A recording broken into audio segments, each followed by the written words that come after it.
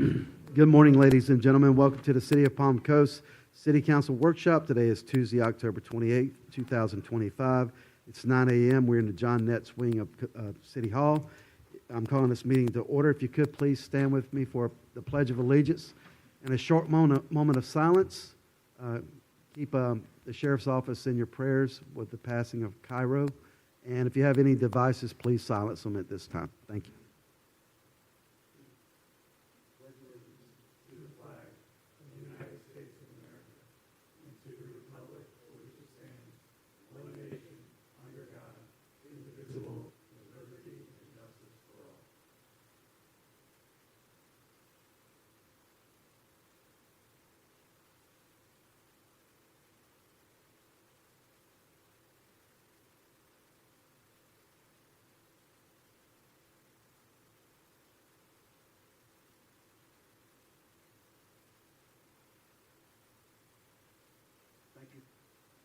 Please be seated.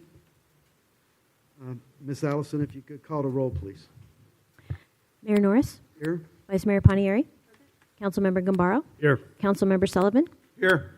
And Councilmember Miller is absent. Thank you. We got word that he's sick, so no worries. It's just a workshop.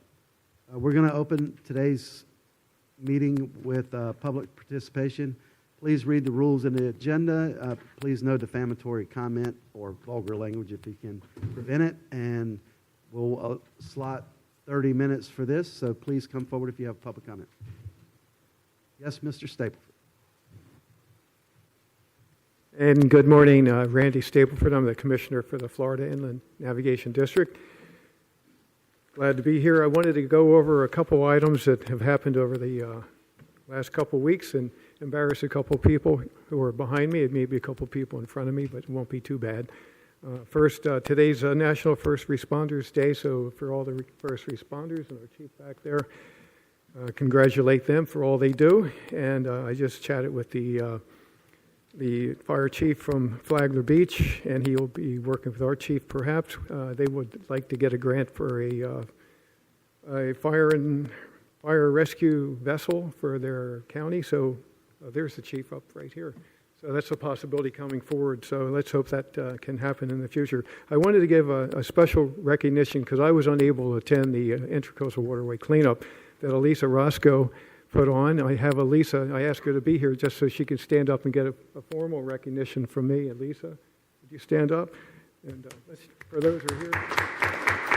So it was an amazing, it was the 18th year where we donate $5,000 a year, but she did especially amazing this year, $1,600. I know the mayor was there giving out some coins. I wish I could have been there, but we've given a total $90,000 for that event. It was one of the biggest ones yet, and so they found some amazing items that were important to be picked up so they don't contaminate. So thank you, Lisa. And let me keep on going with my 3 minutes. We did a find outreach on the 16th, had a great attendance. I want to thank James Hurst. I asked him to be here because he fixed that Palm Coast Community Center looking amazing with pictures. James? There he is. How about a thank you for James? Also, I want to thank the daughter of the father over here of Miss Duffy, who did the singing of the national anthem. Thank you, sir, for having your young daughter, Laura, do the singing. She did an awesome job. Last week at the event, Eric Gibo, I'm going to go very quickly. I have a major announcement at the very end of this, so hopefully I don't go over too much. Eric did a great briefing on the future of the waterfront park. And so I looked at the check I have in my garage ready to give you folks for $586,000. I can't wait to give that to you. As far as the gazebo that's going to be there, I think somebody said, is that big enough for farmer's market? And the answer is absolutely. So I'm looking forward to that event. So the big question that was coming to me in my last 15 seconds here, is there going to be a vote on canal dredging? So I had been working about 5 years pushing why we need to have dredging in our public canals. And there are a lot of reasons I'm going to go over. Can I have 30 seconds more? Go right ahead, sir. Thank you. So Flagler is unlike many of our counties. We have fewer launching facilities. We have fewer boat ramps, public boat docking, mooring facilities, marina fishing and a variety of different piers for boats to use and utilize. If you compare us to the southern counties, one would say, well, what's the purpose of waterway assistance projects? And the definition of WAP, we call them WAP grants, designed to enhance waterway access and improve public access to the Atlantic Intracoastal Waterway. What we have are public canals. That's where we keep most of our boats. We have 6,000 registered boats. We have 216,000 registered boats in the Atlantic Intracoastal Waterway for the 12 counties. Most of them are south. So pushing the idea of what is the purpose, we have a group of new commissioners. They were listening to me finally. And so we took it to vote on Friday the 17th, and we unanimously voted in favor to allow the waterway assistance projects to incorporate public canals into our WAP grants. So from this day on, for the next generation of grants, the waterway assistance projects at a 50-50 grant for those counties under a population of 250,000, that's how we had to work this out, will be eligible for waterway grants for the canals, 50-50. So I couldn't be happier. That's the reason I really wanted to be pushing the last 5 years to make this happen. I know everybody that's on the canal is looking for waterways to get money for the waterways. The details of that program, I can brief individuals later. It's not too much different than any other waterway assistance project, but I'm glad to say today that you are all approved for 50-50 grants for the waterway dredging.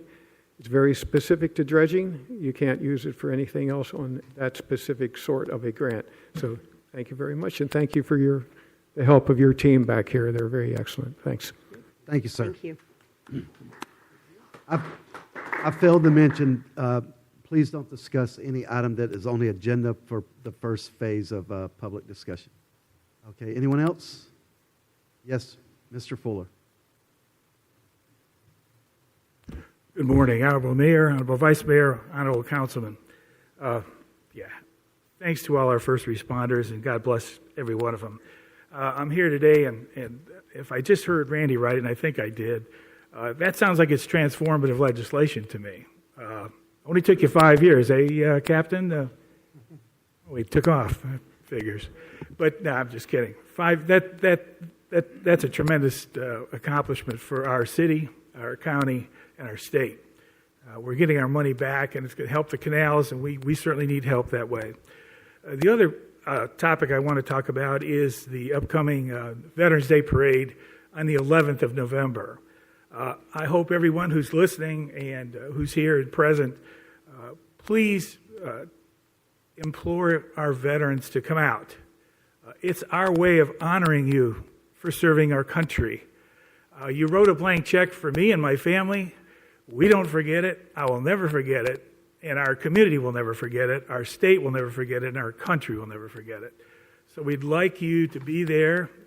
And we want to show our appreciation. We're going to have a lot of bands there, a lot of kids there.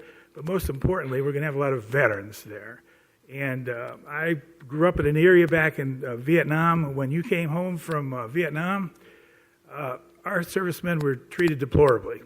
They couldn't wear the uniforms, baby killers, napalm lovers. Those were my colleagues. And I swore that day from now on, if I ever had an opportunity to do something about it, I will. I am on that Veterans Day Parade. It is a privilege to be on that Veterans Day Parade. And I'm glad you're all on that Veterans Day Parade float. I'm looking forward to that. And I really want everybody to come out. Show your appreciation for our veterans that served our country.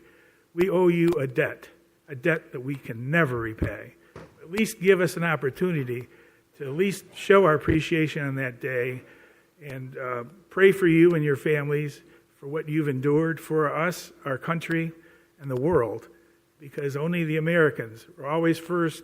We will always go in there and fight for another country and then leave and let their own land be their own land.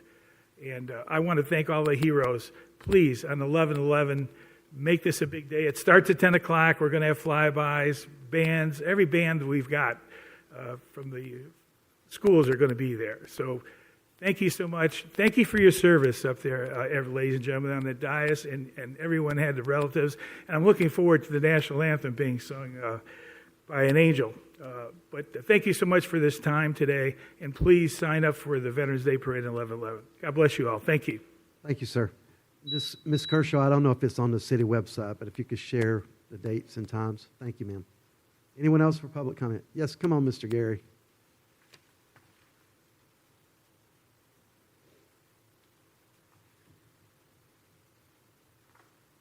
Gary Kunis, C-section.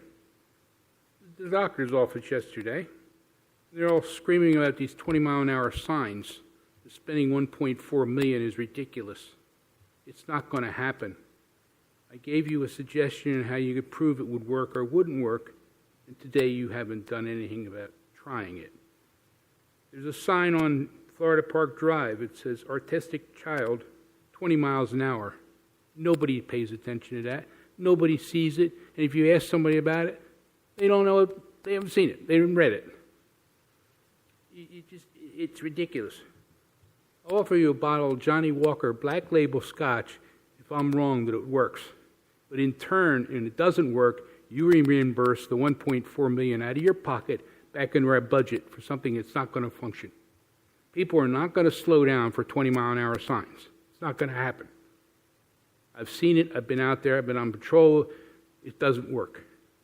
They're going to go 30. In fact, since those interior roads are not lined anymore with double lines, people are passing people now. They're not going to slow down. They're in a hurry. They got tunnel vision. They don't see the stop signs. They don't see the red lights. They just pour through them. Next, you'll be wanting to put gates up at stop signs and red lights. Stopped one person. They goes, "Oh, we're allowed to go through stop signs now because it says right turn on red." No, that applies to a traffic light, not a stop sign. Oh, I didn't read it that way. People read this stuff the way they want it to turn out for themselves. Okay? We need to stop wasting money. We have to stop wasting money on paying for people's run for Congress at the rec center. We don't need to pay for people's beach down in Flagler and Ormond because somebody complains that it's costing them too much. They knew the risk when they moved in there. They should be replacing their own sand, not us, not raising the sales tax to do that. Thank you. Thank you, sir. Anyone else for public comment? Seeing no one come forward, we'll bring it back to the dais. You got any follow-ups, Chief? Yes, sir, just a couple. We'll see if I can figure this microphone out. Okay, yes, sir, just a couple. We're very grateful to Commissioner Staple for just a wonderful partner in the Florida Inland Water Navigation District is just so great to us. Thank you for recognizing our staff. And I look forward to working with Chief Cox on seeing what we can develop there. But the idea that there's a 50-50 match on dredging is certainly something that our community's been calling for. Thank you to Mr. Fuller for the great comments about the Veterans Day Parade. We participate as a fire department, and several of our places in the city participate. And currently, we haven't budgeted any money yet towards traffic signs for Mr. Kunis, but that is talk about potentially what we're going to do going forward after the traffic study. Then that's all from me. All right, thank you, sir. Anything from the council? Vice Mayor? Just really quickly, I want to also thank Randy Stapleford. I know you've worked tirelessly on this. We've had multiple conversations on your efforts and your push, and this definitely would not have happened without you. You've just been a pioneer for this and for our community. And as we look to hopefully make this canal dredging more affordable, I look forward to working with FIND and our state representatives and hopefully bringing more money into the community for canal dredging. So from the bottom of my heart, thank you, Commissioner Stapleford. And that's all I have. Thank you. Thank you, ma'am. Anything else? Just again, thanks, FIND and Randy, for being so supportive of us here in Flagler County. They did have their meeting in Flagler Beach. That might have helped with that vote, be hands-on doing it. So we're looking forward to that. And as far as the traffic flowing, we haven't really decided what to do yet, but we want to do something. And there are some examples where, for instance, in the city of Flagler Beach, I go there all the time, and I do think the 20-mile-per-hour signs that they put in there has slowed traffic down. It doesn't bring everybody down to 20, but maybe it brings them from 35 to 30, that kind of thing. So what we're looking to do is slowing and probably not spend a lot of money, try to do it as economically as possible. Thank you, sir. You have anything, Councilman Gambaro? Just, Randy, thanks for your leadership. Really appreciate it. All right, thank you, sir. Thank you, Mr. Stapleford. We're going to move on to our next item on the agenda, and that's our item E, presentations. The first presentation is about mobile food dispensing vehicles. Yes, Mr. Hanson. Good morning, Michael Hanson for Community Development, also joined by Mr. James Hirsch from Parks and Recreation.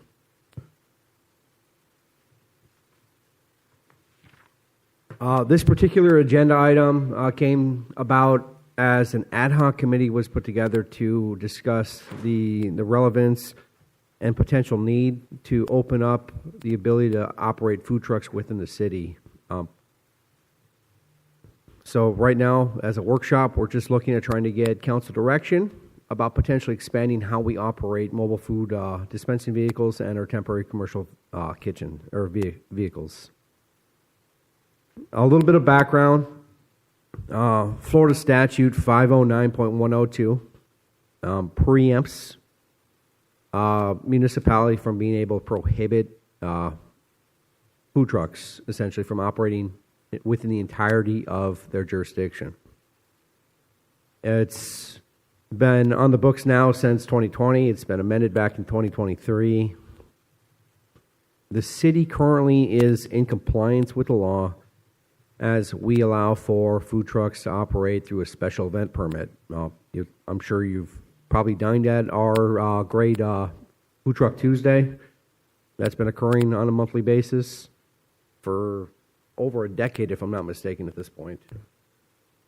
But as the popularity of food trucks has increased over time, the city has started seeing rogue mobile food dispensing vehicles popping up throughout parking lots across the city and along streets. Currently, any kind of operation where a food truck might be operating outside of a special event is prohibited within the city, and they are potentially subject to code enforcement action. With the creation of our ad hoc group over the last number of months, code enforcement has been waiting to get council direction before proceeding to enforce code enforcement upon any of these rogue food trucks operating.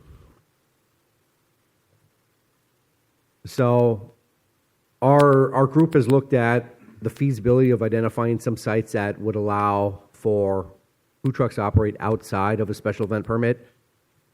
Initially on publicly owned lands outside of a special event permit, that would be ran by our Parks and Recreation Department. But during that process, we ended up at the decision of the former Community Development Deputy Director, expanded that search and for feasibility to open it up for potential private development too. And then I was brought on to the group about halfway through to wrap it up with a bow and put it together for a draft ordinance for the council and to help coordinate any kind of feedback that or direction that the council gives the group.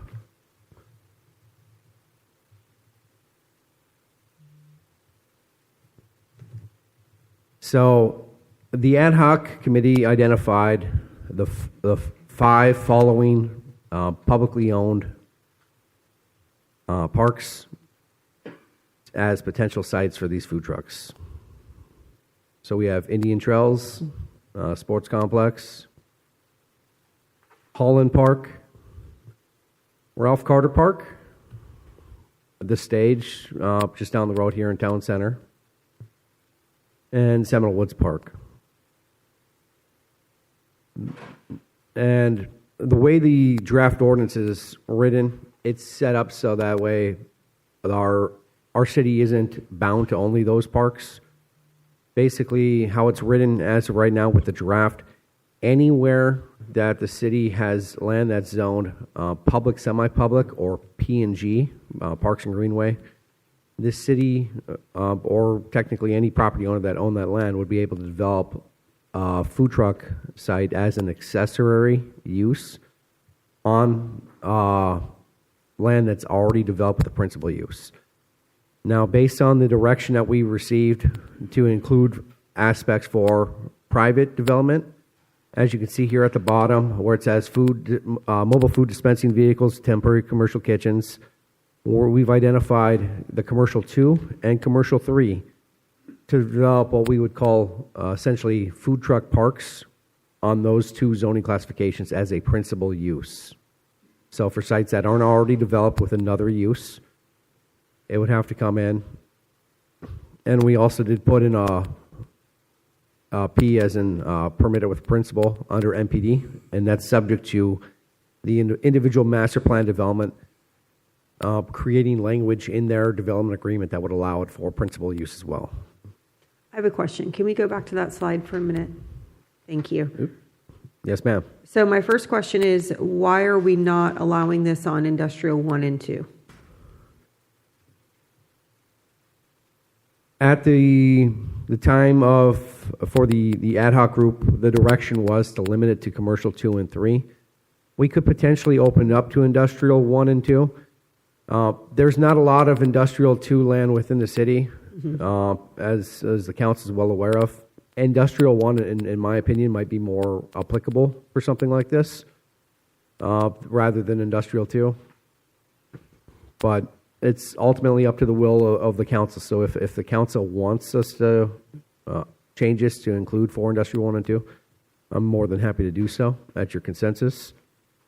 Yeah, no, and I appreciate that. I wasn't sure if there was some safety reason or environmental reason. I just wasn't sure why, and I don't know what the consensus of the ad hoc group was as far as their reasoning is concerned. I would agree with you that industrial 2 may not be as appropriate as industrial 1, but we can't really say, well, there's not much industrial 2 in the city anyways, because we do know that we've got the whole west that will likely be developed at some point in the future. So I don't want to really be short-sighted and say, well, because there's not a lot of industrial 2, it's kind of a non-discussion.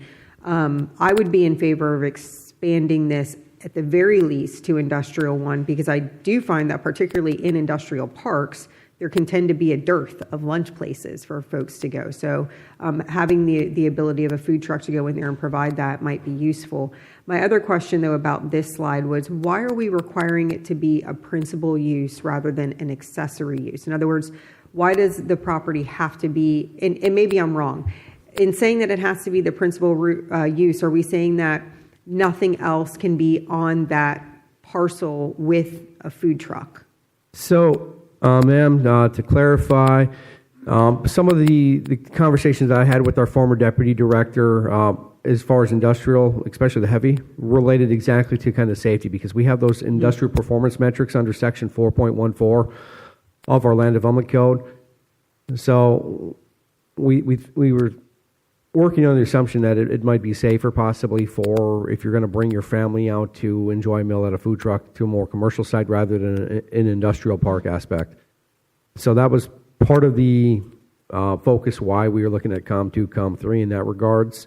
That said, to ensure that those sites would potentially be safe, any kind of industrial zone property would have to go through all those industrial safety performance metrics under section 4.14 on site plan approval. The way this entire ordinance is written, any kind of development for site for a food truck does have to go through technical site plan application process and approval. So the reason for your third question, why we're looking at for principal use for COM2, COM3 as opposed to accessory use, is for those sites that are developed with a food truck park. Later on in the draft ordinance, it sets it up so that a principal mobile food dispensing temporary commercial site within COM2, COM3 could be set up with a park that would allow for up to 12 to 15 essentially food truck pads to operate in as a principal use. It was the intent of the ad hoc committee to stay away from an accessory use in COM2, COM3, so that way it would not directly overcompete our brick and mortar restaurant stores that or buildings that are paying impact fees and property taxes, sales tax to city within COM2 and COM3. Okay, and I can appreciate that, but I think that we're overreaching, and I think that we need to let the market be the market. So, in other words, capitalism will dictate whether or not a food truck that comes into a park is going to draw business away from a brick and mortar. And if the people want to eat at that dispensary, that's their choice. Also, I'm very aware that many of our brick and mortar shopping centers have association documents that govern the entire association that already limit certain businesses that can be in that same park. In other words, if there's already a nail salon, the association documents for that commercial park cannot have another nail salon, so they can't compete. So, in other words, if there's already an Italian restaurant, I would imagine that the association documents say we can't have, a sausage and peppers food truck because that's too close to another Italian type of food dispensary. So, it's my position that in looking at this, we should be allowing accessory food trucks, or I guess I should say food trucks in an accessory manner on COM2, COM3, and Industrial 1. I think I do tend to agree with you on Industrial 2 for safety reasons. And I think if we're looking at industrial parks, we probably are going to have somewhat of a mix of Industrial 1 and 2 eventually in the future. Anyways, we're already kind of seeing that now, so I don't think it's necessary to have these things on Industrial 2, but certainly Industrial 1. If we were to, and obviously it would take the direction of council, but if we were to allow food trucks as an accessory use on COM2, COM3, and Industrial 1, I would imagine we could still come up with certain parameters for those. In other words, they would have to have a certain parameter for, tables and things like that, right? I mean, so we could still adjust the ordinance to maintain a lot of the safety strictures that we have in the ordinance now with it being a principal use, right? I mean, we could still do that. We have all those provisions already in the draft ordinance for both principal and accessory use as is. Okay, so that would be it could be an easy adjustment, I would assume. If it's the consensus of the council, it essentially just be putting an A next to the P and then putting a P in the Industrial 1 category as well. I love that answer. It's so simple. Okay, thank you. I appreciate it. Now, with this section, before I move on, as you can see, I'm kind of a stickler for grammar, so I'm trying to take the levity to fix the misspelling of microbreweries. Full disclosure there, you can get rid of that W. I put the L in there for mobile food dispensing vehicles or temporary commercial kitchens, and anytime you see an L in our land development code for particular use, it has a secondary section of additional language. So that's found here under section 4.22. This is an entirely new section that would relate only to mobile food dispensing vehicles and temporary commercial kitchens. The intent here is to establish these standards to ensure that we're compliant with state statute. We do have two provisions of exemptions.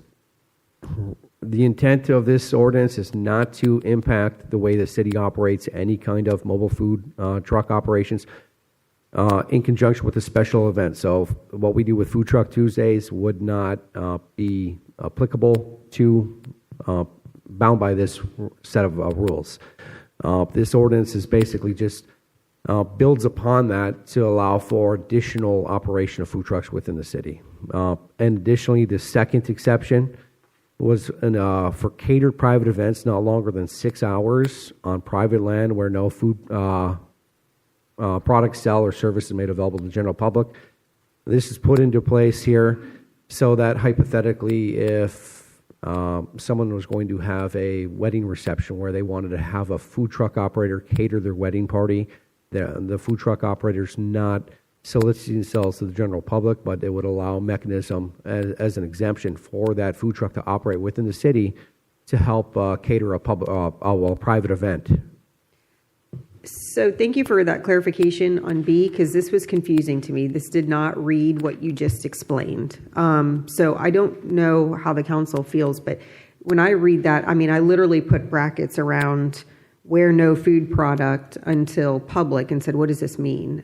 So should it maybe be reworded to state exactly what you just stated? So in other words, if there's a private event where the MFDV is providing services to, privately. I don't know. I don't think this is very clear. So in our effort to make sure we're being very transparent with our law, do you agree, Councilman Yeah, Guevara? it's not, it Nope. doesn't read. Clarify that, Yep. that Yeah. We can definitely tweak the language. Thank you. I appreciate that because your explanation was much more clear than what it reads. Thank you. clarify that that's an exemption. We'll do, sir. Further along, zoning applicability, this 4.22.02, that basically lays the groundwork for the different zoning districts that we're looking at. So if the council ends up deciding that they want to open it up for accessory use in COM 2, COM 3, I'll update this as well, and also that industrial 1 aspect. I want to draw your attention to the sentence here that reads, utilization of a mobile food dispensing vehicle shall be considered a customary ancillary use of sites developed as a park, performing arts center, or athletic complex within the city. This is a sentence with the intent that we put in here that makes it a statement of fact that it would essentially be ancillary, or a food truck operation would be ancillary to any kind of site that's developed with as a park or in the stage aspect.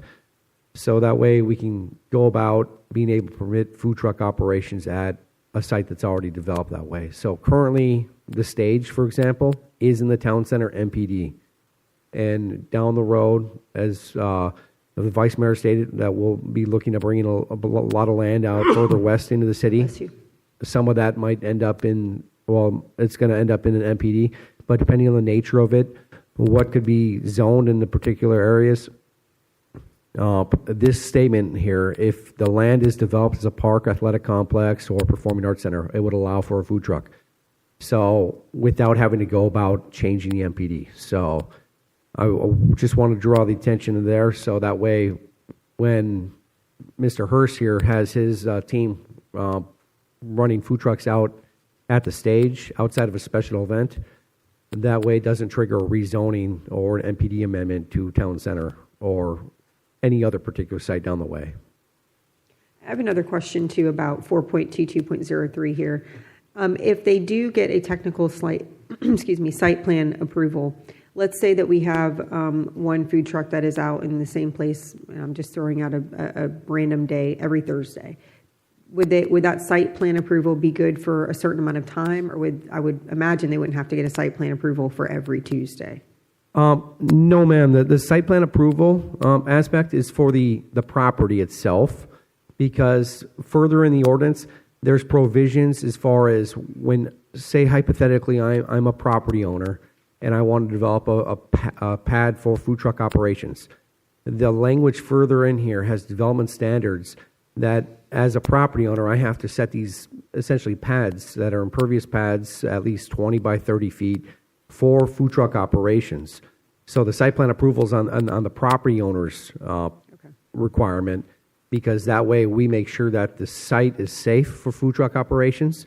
And then that way, theoretically, whether it's our Parks and Recreation Department or a private operator developing a COM 2, COM 3, or IND 1 site for food truck operation, they go through the same process for site plan approval. This gives our technical review staff the ability to make sure that all the safety mechanisms put in this draft ordinance are able to be followed and adhered to before it gets a development order. And that way we can ensure safety of the site. But then that way the individual property owner, so back to the scenario where I'm the property owner, I have a site that I have site plan approval. I can have up to 12 food trucks on my property. I could then lease out those spaces on, say, a month-to-month basis for various food truck operators to operate on. The site plan approval is not on the individual food truck operator for just a Tuesday, so it just sets it up so that way the site has an area on it that would actually work with our rest of the draft ordinance as far as the regulations set up in there to ensure the safe applications and operations of a food truck. Okay, thank you. Mr. Hance, I've got a question, if you can go back to the site plan. So with regards to the approval of these site plans, for example, Ralph Carter Park, right? Sometimes the food trucks that are there are, taking up 4 or 5 spaces, and I've got cars parked all along Rimfire, in an unsafe way. And then sometimes I see them behind the field where, it allows for better parking utilization. what's the standard? How do we do things now to approve food trucks to operate for different events and venues and things, things of that nature? I can defer to James here Okay. with how we operate now. So usually for special events, they go through our, if it's like something that we're putting on, they would come to us, like Food Truck Tuesday would come to us, they would go through the vendor process as long as they're vendors with the city, and then we would allow them to the event. It's kind of like a first come, first served basis. Sometimes we have some people that are staple food trucks that want to stay with us. And then anything other, like another special event or anything like that, they go through our CERT team process. Okay, so sports league, let's say either at Ralph Carter or one of our other parks. How do we regulate where they park? That's usually just up to the Parks and Recreation staff, and we work that out with the organization or the person who's putting on the event. Yeah. So it's not necessarily part of the site plan. No. It's we would just work it out with that person. Yeah. No, not currently, but to add on with this draft ordinance, any kind of food truck operation outside of a special event would have to go through the site plan approval process, so it would not allow them to be in a drive aisle or parking lot. So the food truck pads actually further into this draft ordinance have to be on an impervious pad by measuring at least 20 by 30 feet, separated by at least a 5-foot buffer from any kind of parking space or drive aisle. So for safety purposes, that way we're getting the food trucks out of a potential area where there could be someone walking around coming out the back of their vehicle or just in the drive aisle where they could potentially get ran over. Okay, so what's being proposed here would change how we're currently doing things. Correct. Yeah. Okay. All right. Make it. And the other question I had with regards to permitting, when I lived in D.C. and worked at the White House, wouldn't be for food trucks. I wouldn't have eaten, right? But the city of Washington had a great program of kind of managing for high demand areas, right, where it's a great place to put a food truck. They would have a rotation schedule to ensure it was kind of equitable. Everybody gets a fair share or at the time of government officials trying to get some food and go back to work. Do we have a plan for that? Yeah, we're working on kind of like a reservation permit system for the parks that were listed prior, so they would go through our civic rec program. And the good thing about the reservation system, as you say, we'll try and like mix it up as much as possible throughout the year. And then this permit system we can send to Barb and her crew, and so like if they are permitted to be out at the park, then they have a listing of who can be there and who can't. So we're working on a kind of a reservation policy,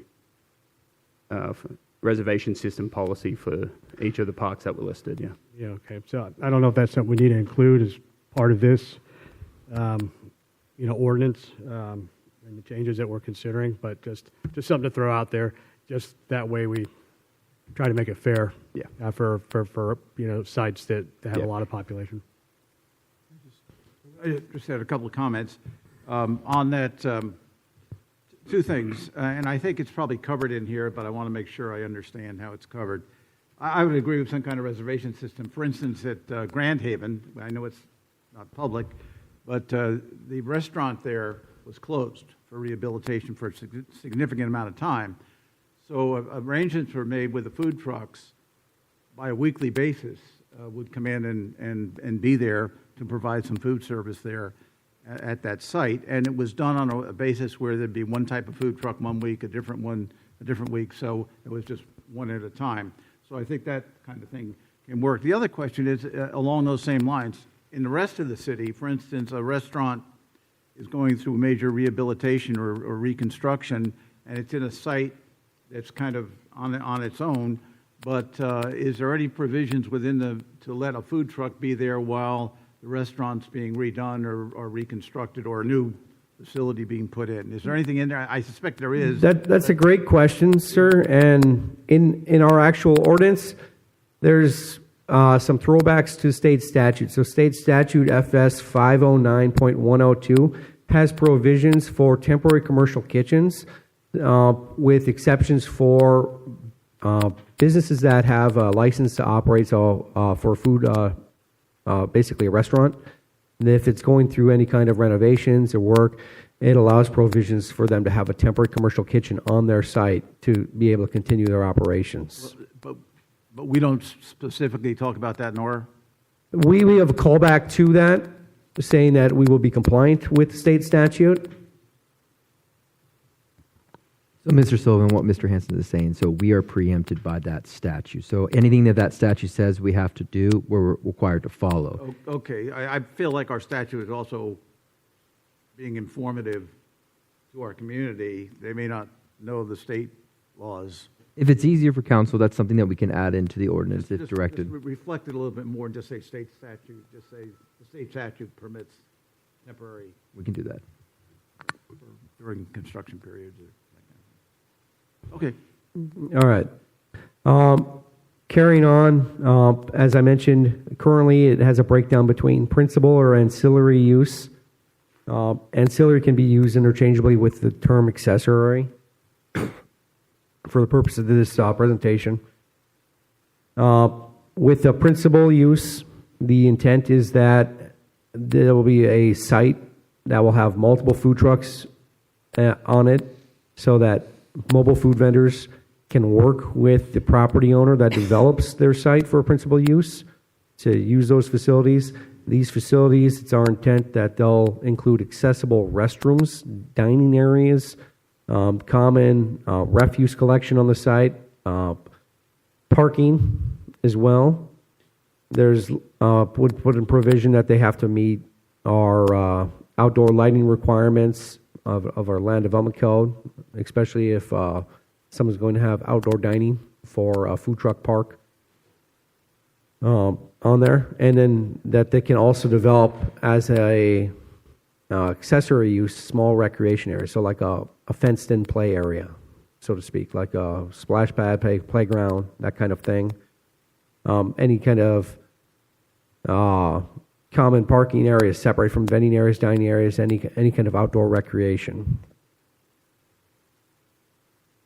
So that goes back to the idea of separating where vehicles are driving around from where the actual food truck operations are at.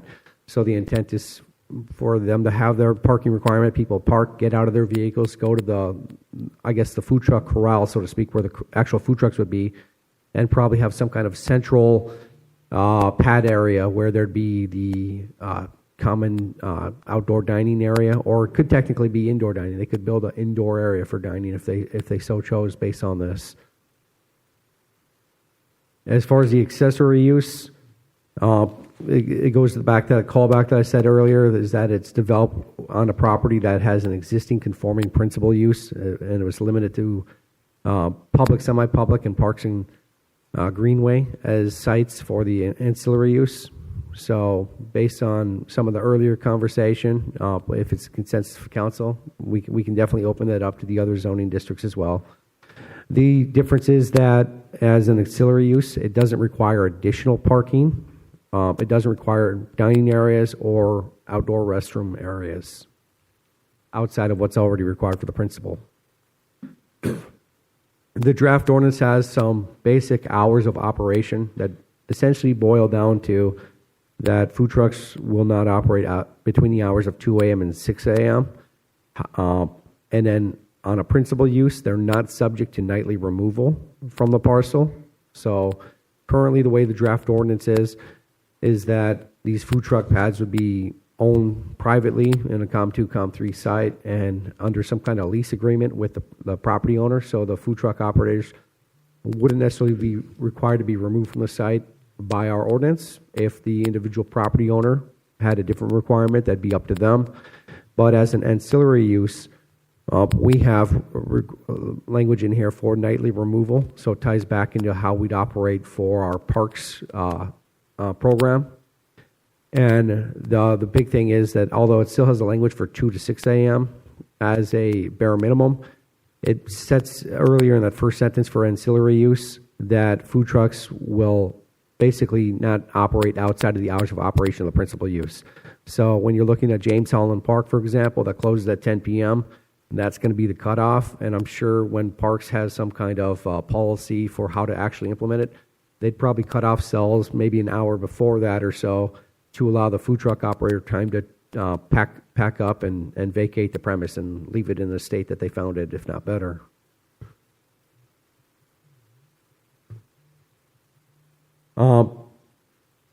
Going back to what Councilmember Sullivan was talking about, there's some provisions and callbacks to the state statute for nightly removals not necessary if that food truck or temporary commercial kitchens operated on that same premise of like essentially a restaurant that is working in confines of the state statute due to the renovations.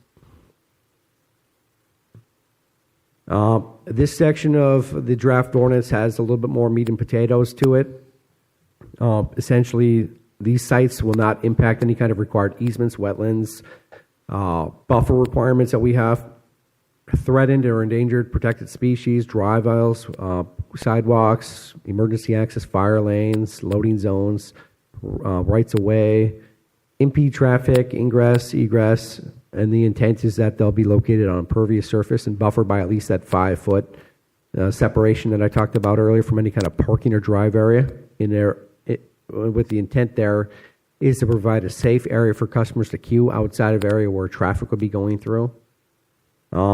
Any kind of ancillary recreation areas also have to be buffered by at least 5 foot from a parking area, and then also would have to be fenced in. So essentially, if a site developing for food truck operations was to have one of those playground areas or splash pads that I mentioned earlier, they'd have to fence that playground area in, and then it still has to be set back at least 5 feet from any kind of parking or drive aisle area.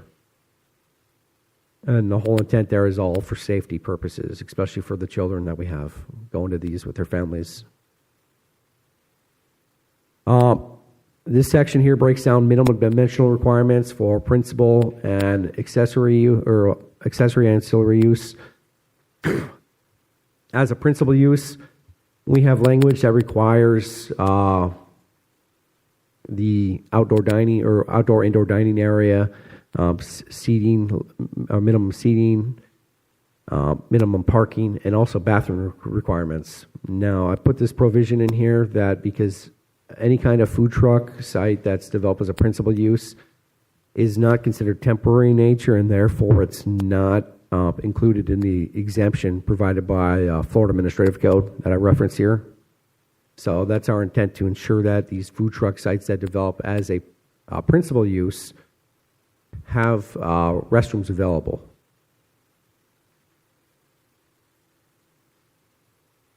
This particular table here details the requirements for a site to be developed as principal use.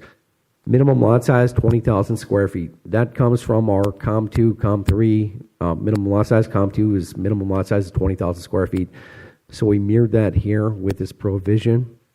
The minimum space for a mobile food dispensing vehicle, that's that 600-foot pad that I talked about, where it has to be at least 30 by 20 feet. For a principal site, we're looking at a maximum number of 15 food truck spaces on a site. Setbacks would inherit the setbacks of their zoning district or MPD development agreement. The minimum separation between food trucks we're looking at is 10 feet. And that basically is for fire protection purposes through Florida Fire Prevention Code. Currently, what we have within that section of code, it's a 10-foot minimum separation between buildings. So we are mirroring that on within food trucks, since these food trucks are operating with open flame inside, just as an abundance of overcaution. In the event that a food truck does come under flame, we wanted to have some kind of separation to minimize the chance of it becoming a situation that grows out of control faster than we can react to it. Minimum parking for principal development site, we're looking at 2 parking spaces per food truck, and then at least 1 space per 75 foot of dining areas.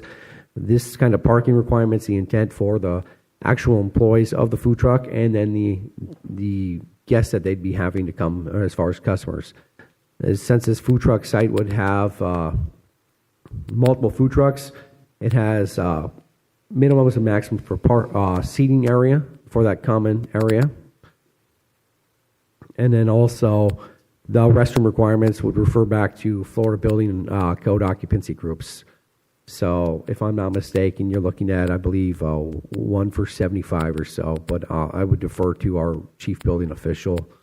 So during that technical site plan, our building code will review those individual applications for potential development to ensure that they're compliant with that Florida Building Code. I have a question. This may sound kind of silly, but how many seats are there, I guess technically or legally, in a picnic table, standard picnic table? 6 or 8?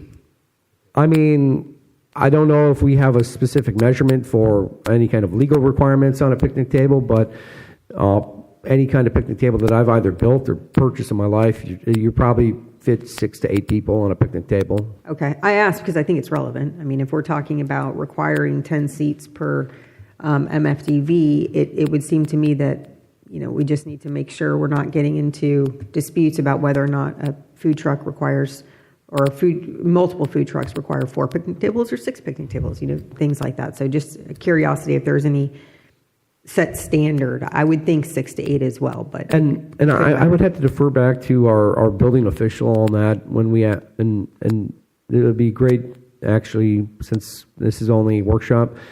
I'll have the discussion because there might be a provision in Florida Building Code that has some kind of minimum seat width as far as kind of like a row or pew or something like that. So maybe that would be applicable in this situation. Yeah, just making sure, obviously, we're being as transparent and clear about the requirements moving forward. Thank you. Will do. Thank you. This table is table 4.8. It mirrors similar to the requirements of the principal table under 4.7. However, this table is for the ancillary use only. So although it still has the minimum 600 square foot pad sites, the maximum number of mobile food dispensing vehicle spaces is 3. This is for the sites that are to develop as an ancillary site. There's a provision that I'll talk about on the next page that allows for modifications to that number, but otherwise it still has the same setback requirements based on the underlying zoning and the minimum fire separation. So this page here is about the administrative deviations that we set into play. And we set up that all the deviations here are subject to land use administrator approval based on the code provisions and land development code section 2.13 for administrative deviations that we already have in our land development code.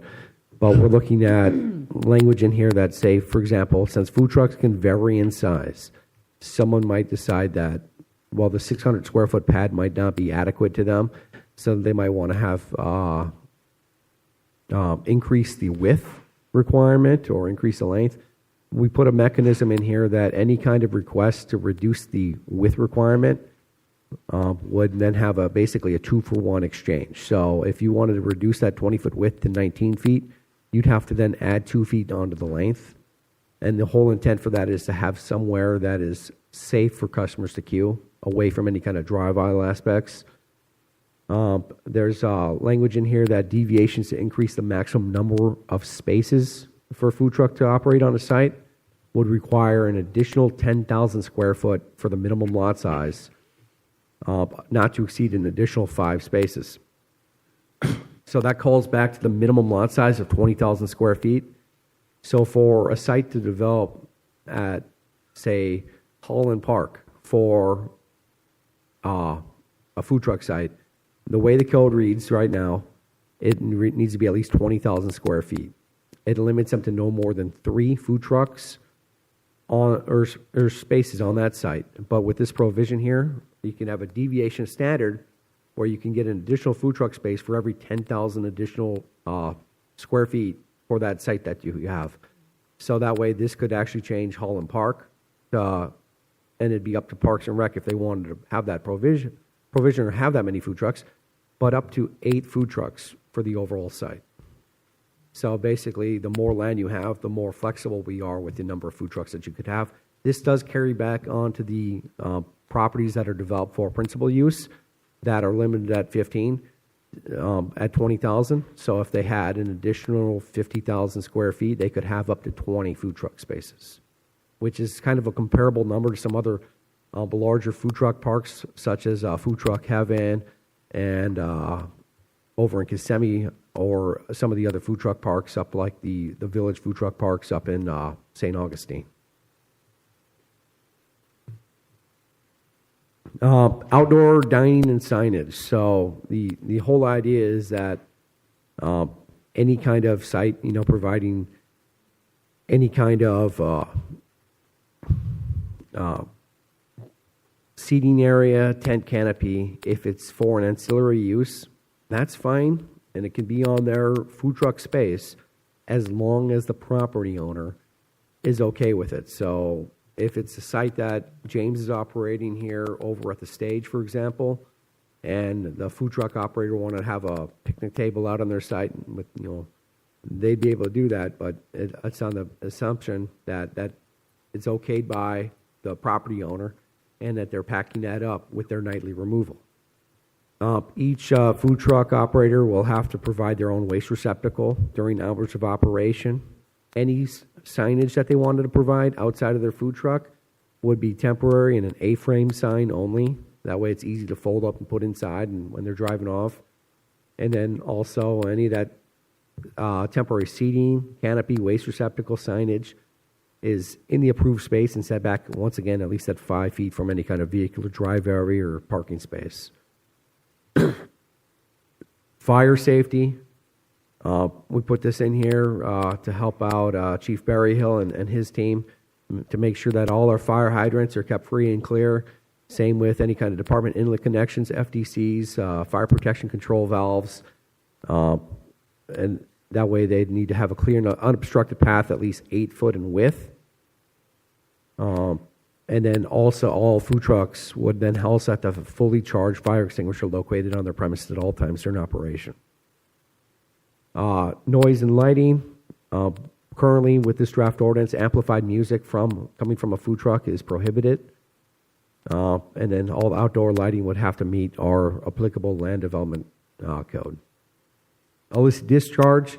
We put this in here at the behest of our Parks Department.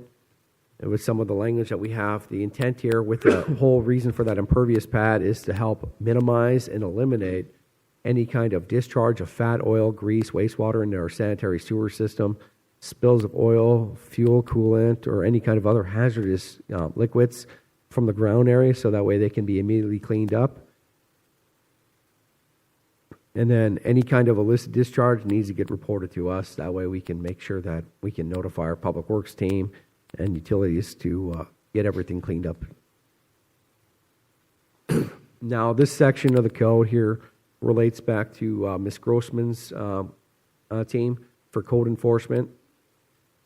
The intent here is that any kind of food trucks authorized by the section have to meet the definition for what state statute has for what a food truck is or temporary commercial kitchen is. So that essentially is a truck that drives around and serves food. It doesn't include provisions for someone doing mobile knife sharpening, or I've seen when I was driving down Daytona Beach, I saw someone, an attorney with a food truck offering legal services. So any kind of non-food related services wouldn't be allowed under this ordinance. And then any kind of food truck operating within the city without complying within the provisions of this section, or otherwise exempted by those 2 exemptions that we have at the beginning, would be subject to our code enforcement action based on what we have in this code of ordinances. Just a quick question on that. Yes, sir. Political signs? Political signs? Oh, political signs you're talking about. Right. We don't have any language in here as far as the scope of this food truck ordinance that would tie into political signs. However, the only signage language that I have outside of what's already on a food truck, they'd be limited to A-frame signs only. But that's something that we can talk to the ad hoc about if we need any provisions for if a site wants to have political signage One on a second. food truck. Ms. Grossman, do you want to address the political sign question? Yeah, so it's a freedom of speech. We can't regulate the sign, so we look at every sign as the same. Yeah, I just just so we know that ahead of time in case it comes up later on. But, I mean, we could put a number of, the maximum number of A-frame signs a food truck could have or something like that. But I think most operators are going to want to, maximize their income for customers, so they're probably going to be having their menu advertised. This is the section that relates to James and his team primarily. It's the utilization of mobile food dispensing vehicles on city-owned, city-leased land. It basically sets up open-ended so that way, if the ordinance is adopted with language in here, that way parks or the city can come up with a standard operating policy about how to actually regulate a reservation program for food trucks to operate on their sites. So as Mr. Hertz was talking about, having a reservation program through their Civil Plus program, I believe it was, or having some kind of decal material as far as identifying who's supposed to be out there at a given time. It basically is just a framework to allow them to build that more analytical policy for how they actually want to operate, and then alternatively adopt probably via resolution some kind of fee schedule for that reservation. We're getting to the end, so I would just want to thank you for your patience. This is just kind of glossary. And basically it calls back, we're trying to match our definitions with state statute, because the whole intent is to be as compliant with state statute as possible. And this is the penultimate slide here. Just shows a couple different examples of some of the various food truck parks. The one on the upper left is in Orlando. I believe that's Food Truck Haven, out in, Kissimmee area, actually. In the upper right, I believe that's out in the Tampa Bay area. And the bottom left and bottom right, I believe, are in St. Augustine. We're available for any questions that you may have. Okay, I'll start, Mr. Hanson. Wow. So out at the promenade, over here. Yes, sir. I know they've talked about inside their quad there, allowing food trucks and stuff in there. But I noticed I was passing by a few days ago, and there was in the military, we call it a gut truck or a roach coach. They had one of those parked outside for the guys to get. Who regulates that type of truck? Well, sir, depending on the nature of how that roach coach or gut truck is operating, I would like to think that it is maybe being contracted by the construction company, that the contractor, to attract them to their area as a privately catered facility. And if they're only operating and serving the people working on that construction site, it could potentially qualify as that second exemption that I have in the draft ordinance.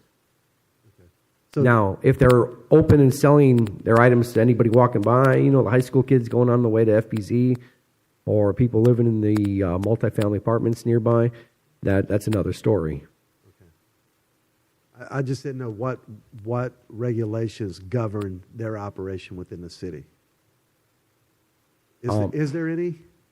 As is right now, I believe it would just be through the city's code of ordinances for mobile vendors. Okay. I was just asking about that. All right.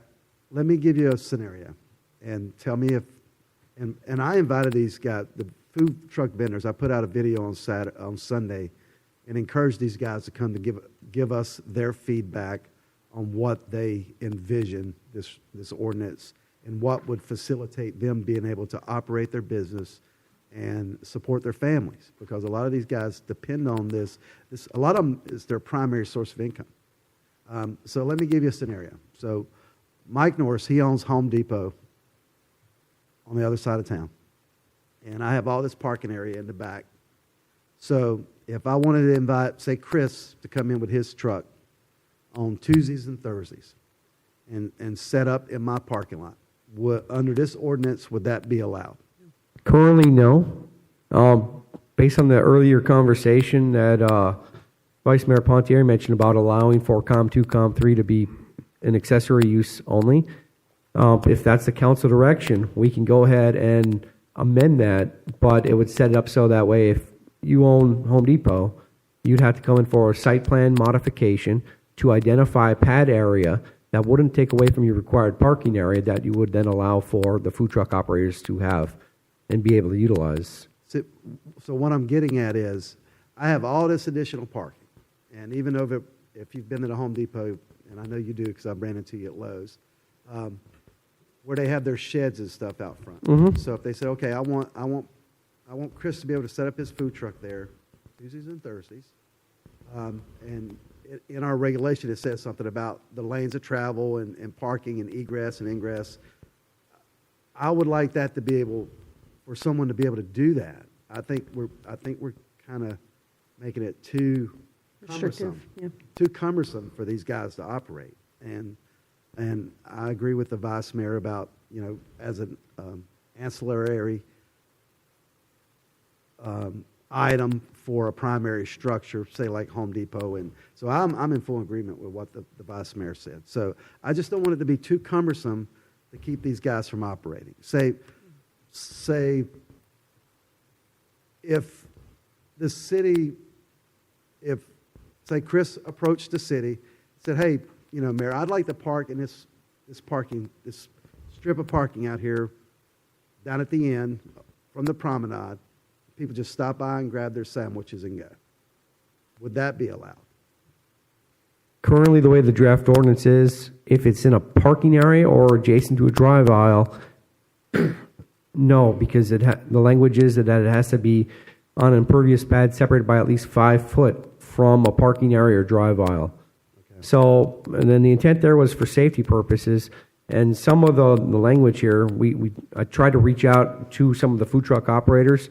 Early on in the process, I was given contact information with a food truck operator that owns and operates the original Philly cheesesteaks operated. So I've been in contact with her and one of her neighbors. I tried to reach out to get in contact with others. However, I didn't have their contact information. So I tried to have her disseminate this draft ordinance to the food truck community. So I don't know what kind of saturation it necessarily got to try and get some of that feedback, because I wanted to gauge some of that stakeholder. But tallying back to your question as far as being able to have a row of parking, theoretically, if someone went through a site plan modification, as long as if the ordinance was adopted and we determined that COM2 would allow for food truck operator as an accessory use and had that A, then the use is under the way, then it would have to go through for site plan modification. It's a minor application, but goes through. We make sure that way they have their still minimum parking requirements are being met, but whatever area that they wanted to cordon off in their parking lot for potential food truck operation, and then that area would then have to be improved, so it'd have to have that 5 foot separation of buffer between a drive aisle parking area to be able to have their food truck spaces. So there's mechanisms in the existing language that it could be done fairly easily, because the way the language is, those food truck pads would have to be impervious. So if you're in a parking lot area that's already impervious, we're just looking at making sure that we have the minimum safety buffers to make sure that people aren't driving through where customers are queuing or stacking. So if the only hiccup realistically that I see with the way the draft ordinance is I was originally told to just keep the COM2, COM3 to principal use only. But if it's a consensus of the council and you want to add the accessory use, we can do that. And then Home Depot or Lowe's or whoever the case might be, they'd come in with that site plan modification application, and then our technical review staff would review it to make sure that they're meeting code, and then where they're looking at operating their food trucks sites on there, meet the provisions as far as that 5 foot safety requirement from any kind of drive aisle, and it's not impacting any kind of other safety issues that we have.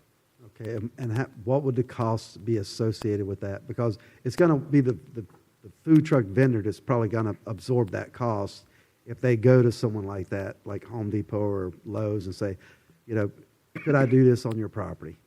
And they're going to absorb that cost. So how much would it cost for them to do that site plan review? I'd have to double check the actual application fee for site plan modification. Now, that cost itself that the city has for a fee is rather insignificant, where when you're putting in a site plan application process or modification, depending on the nature of that existing site, how recent their survey is for the property, because you're looking at needing a boundary survey with showing all the improvements on the property to ensure that this location that they want to have their food truck operations isn't impacting any kind of recorded easements on the site. So that's also going to require title opinion material documentation as well. So it's kind of all par for the course, but It's ballpark, you're it's- looking at probably a few $1,000s or so. Yeah, see, that's So, Mr. Mayor, if I can add, Mr. Hanson, but for like, say, the mayor's specific example, Lowe's or Home Depot, that would be a one-time site application, right? That's correct. Once it's done, they would not need to do that ever again. For Home Depot, Yeah. Yep. not for the food truck vendor. Yeah, so the application is on the property owner to make. So if I owned, Michael's Pizza food truck or whatever, I wouldn't be necessarily making the application for a particular site because I'm not the property owner.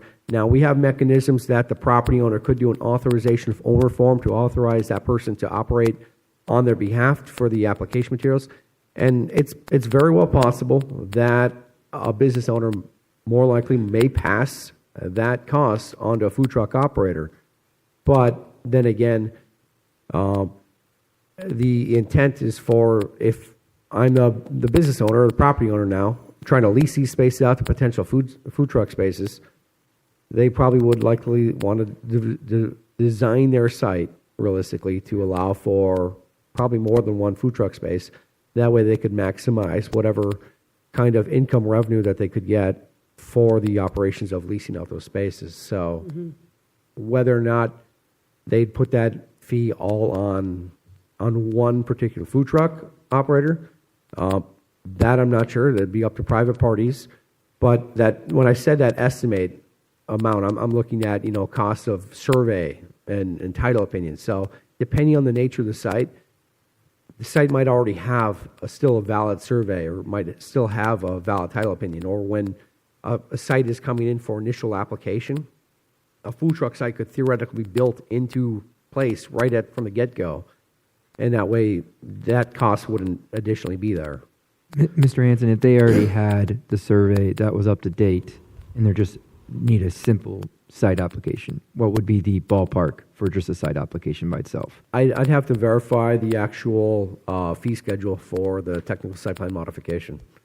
And how long would that application be good for? 10 years, So 20 years? I mean, Home Depot's been around forever. once you get a development order and on site plan modification, then that site is good to go. That it basically runs with the property with that development order. So if it's set up with someone who was apply for Home Depot, for example, Yeah. say they wanted to have 3 food truck spaces in the parking lot area, and they took away those parking areas, maybe raise Miami curb, put in some landscape buffers or something like that for separation, and they said, this is going to be our site where we're going to have our food trucks. They do that application. Once they get the development order, then they go in, they apply for a site development permit, any kind of infrastructure that they put in, and a building permit, they build up, and obviously with a food truck pad, you're not looking at too much vertical costs for building permits and such, so it's honestly probably cheaper than going vertical with another building. But overall, it's the one and done. So once you get it built in, it basically is there with the land until such time that someone wants to come in with another site plan modification and remove it. Is this considered a technical site plan? I'm So- asking because I'm on our website for our application fees, and you're looking at like $500 is what it appears to be. Yeah, this would be a modification. Well, if it's a site that's already developed, it'd be a modification. Otherwise, if it's a brand new site, then it would be a technical site plan application. I think we're missing the forest for the trees. It's a bit cumbersome. I do believe. I think to me, especially in those big parking lots, it shouldn't be that have to go through all that just for Chris to park his truck there for 2 days a week to sell coffee or whatever he's selling, and it's not interfering with the flow of traffic or any safety concerns. It seems like it's way too much for that, And the second thing I like to mention is the parks as areas for that. There, in any of those, I don't think the parking is adequate for setting up food trucks. Say down in Seminole Woods, we know for a fact Ralph Carter Park, it's not very conducive for that type of operation. And how much would the cost be for someone to operate a food truck on city property in one of those parking lots? So probably our special event fee is about, I think it's close to, obviously they get the business tax fee, and then we add another fee of about, I think it's close to about $100 or something, just to, depending on the food truck and the event, yeah. So we'll find ourselves killing people with small margins to begin with. You got to look at it from a small business owner's perspective. Those margins add up over time. So if I have to pay Ken from Home Depot $1,000 just to get it where I can use it's going to take me a long time to make up that difference. So my thought, well, first of all, Michael, thank you for the work that you've done on this. I can tell you put in a lot of work and forethought, and so I appreciate your time and your effort. Whatever we decide, I think we need to be even keel across the board. So if we say we're going to allow food trucks in parking areas for private companies, it needs to apply also to parks. That being said, I don't think that the food truck should be permitted in parking unless after they have taken up that space and whatever that parking area is, the amount of parking spaces remaining still meet the code requirement. So in other words, if we have to have, and I'm just throwing out random numbers, if we have to have 10 parking spaces per 1,000 commercial square feet, if Home Depot, and again, throwing out random numbers, if Home Depot is 50,000 square feet and we have enough parking spaces with overflow, extra parking, then yes, a food truck should be permitted to go into that parking space or parking area and operate as long as the remaining parking spaces will still meet our code. I think that that's perfectly reasonable. I feel the same way about parks. The fact of the matter is you have a lot of parents who are out at, for instance, school board member Lauren Ramirez, she's got 4 boys. They're literally at games all day long. They need somewhere to eat or to grab a snow cone or whatever. So I think as long as we are the event or the commercial entity is still meeting our minimum parking requirements, if they want to allow or if there wants to be a food truck in the parking area and it's safe and it's meeting all of our other parameters, then it should be permitted, and we should not make a difference between public and private. Regarding the fees, I hear you, Mayor, but we have to be consistent. We have consistently across the board said we need to be cost recovery on permit fees, applications, et cetera, for commercial development, residential development, for code enforcement, everything. We, as a council, made a policy. We're going to be cost recovery. I don't think this is any different. So if we need to evaluate what that cost looks like, then maybe that's something we need to do before first read. Let's look into what the actual cost of evaluating these site plans. And maybe we come up with a different category, food truck site plan. Why not? So if that happens to be a little bit less than what our master site plans or our technical site plans look like, then great, so be it. Then we can reduce that fee. But we need to be cost recovery. We need to be consistent. My last comment is the requirements for the application. I kind of look at this similar to like an ARB request. You have a survey of your property, but you want to put a fence on it. So you submit to your ARB where the fence would be from whoever is going to put the fence up. I kind of look at this the same way. So to your point, Marcus and Councilman Gambaro, if Home Depot already has a survey, that's a good survey, nothing has changed. And they work with the food truck operator to come in and put wherever their pad is going to be, I think that should be sufficient. And then if staff says, hey, this is not sufficient for whatever reason, and you will have that discretion that is within your purview, then you kick it back and you may require something else. But to me, this almost warrants a slight change to a review process than what we would treat something else. And I think that that could come with a lower cost. Thank you, ma'am.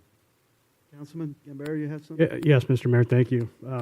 I agree with everything you said, Vice Mayor. And just looking at, let's say, whatever that fee is, again, using the Home Depot example, Mr. Hanson, you said it was a one-time deal, right? Mm-hmm. So That's correct. If it's done, and if Chris or others wanted to, if there was, let's say, Home Depot wanted to have 20 different trucks there during the week over, whatever the period of time is, I think that Home Depot could share that one-time cost, especially if it's only going to happen once. And then the other piece is, do we need to have that fee? If it's a more streamlined process, does that fee need to be what we normally charge? To your point, and so I think there's things where we can make this work for those that actually would have to set up an area on their property to allow for food trucks, and also for the business owners. So it makes sense. I really agree with the parking. 9 o'clock this weekend. There was sports league out at Ralph Carter Park, and it was just, again, cars all up and down Rimfire. Not specifically because of food trucks, but I have seen that where food trucks take up the space where our residents could be parking, and that's even using Rimfire Elementary to park there. It was packed, right? It was a great sporting event. So We need more fields, Councilman Gambaro. let's do it, and then we can move the lights. So okay, but thank you very much for your work on this. Really appreciate it. I look forward to hear from our residents on this issue. Yes, Councilman Sullivan. Just, yes, thanks for because this is important. It is important for our business people. But just one last thought. I hate to always bring up the old county thing, but it would be nice, as far as I'm concerned, if there was some coordination between the county rules and the city rules, just so the operators don't have to go through different processes and that kind of thing. So I don't know if there's been anything done along those lines.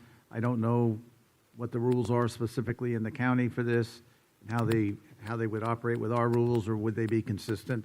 But it might be something to look at. Yeah, I agree. I think that's a good idea. And I would say, I want to make very clear, I do think, and I hope I can get council support on this, I do think we should allow accessory on COM 1, COM 2, and Industrial 1. Everybody's in agreement on that one? That's an Okay. easy one. Thank you. Nothing else, Vice Mayor? Yeah, for a lot of the business owners and restaurants, most food trucks are like niche, because foodies are out there, and more food trucks are going to come online because it's a big industry now. But a lot of them are niche, so I don't think the competition with, brick and mortar, it's not the same, and it's on a smaller scale. So I'm not concerned with that too much. I think I found the perfect spot for a food truck corral, and that was up at Town Center behind Olive Garden. They got that little that drive in the back. I actually contacted the company, and they said that property is dedicated to something else. But I was thinking if someone could buy that piece of property, it would be nice to have that as a food option, lunch option for people. But it's been taken up. So there's no more comments from the council. Let's open it up to the people that this affects, mostly the food truck vendors. So if you have public comment concerning this agenda item, please come forward.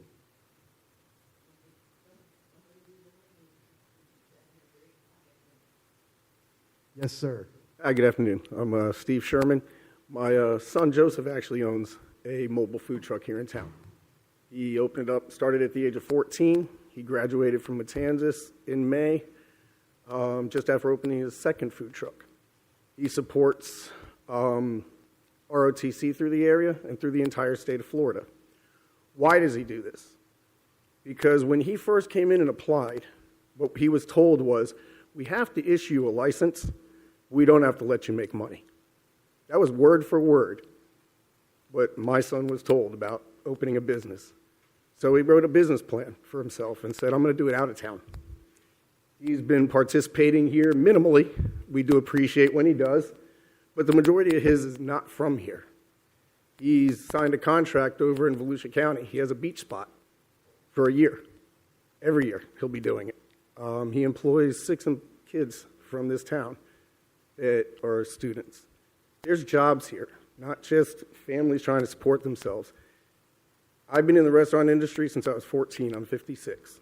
I've opened up restaurants from scratch. I've managed some of the biggest businesses in the areas. I've done Five Guys in New York, New Jersey.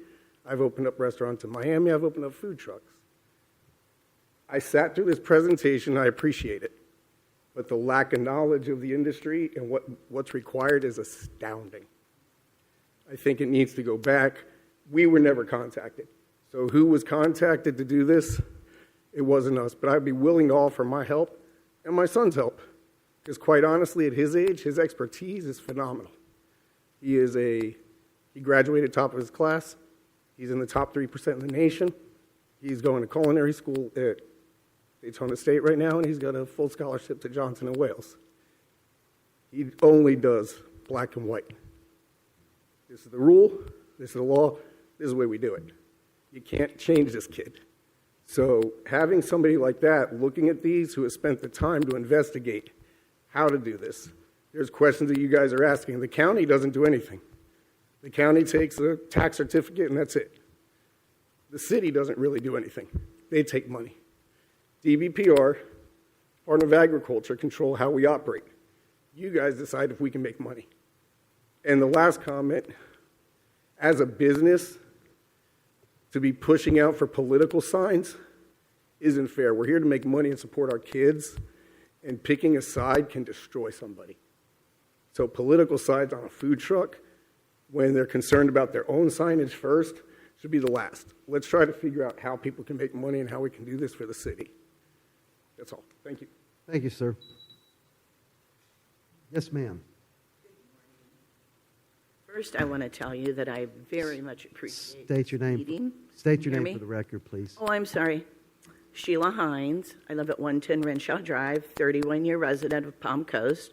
I've been in business with Sweet Sheila's Funnel Cakes for 16 years. I was at Ralph Carter Park, went by on Saturday, and it's nice to have the road open because then our food trucks can park and not take up the other parking. So I just want to tell you I appreciate you having this meeting.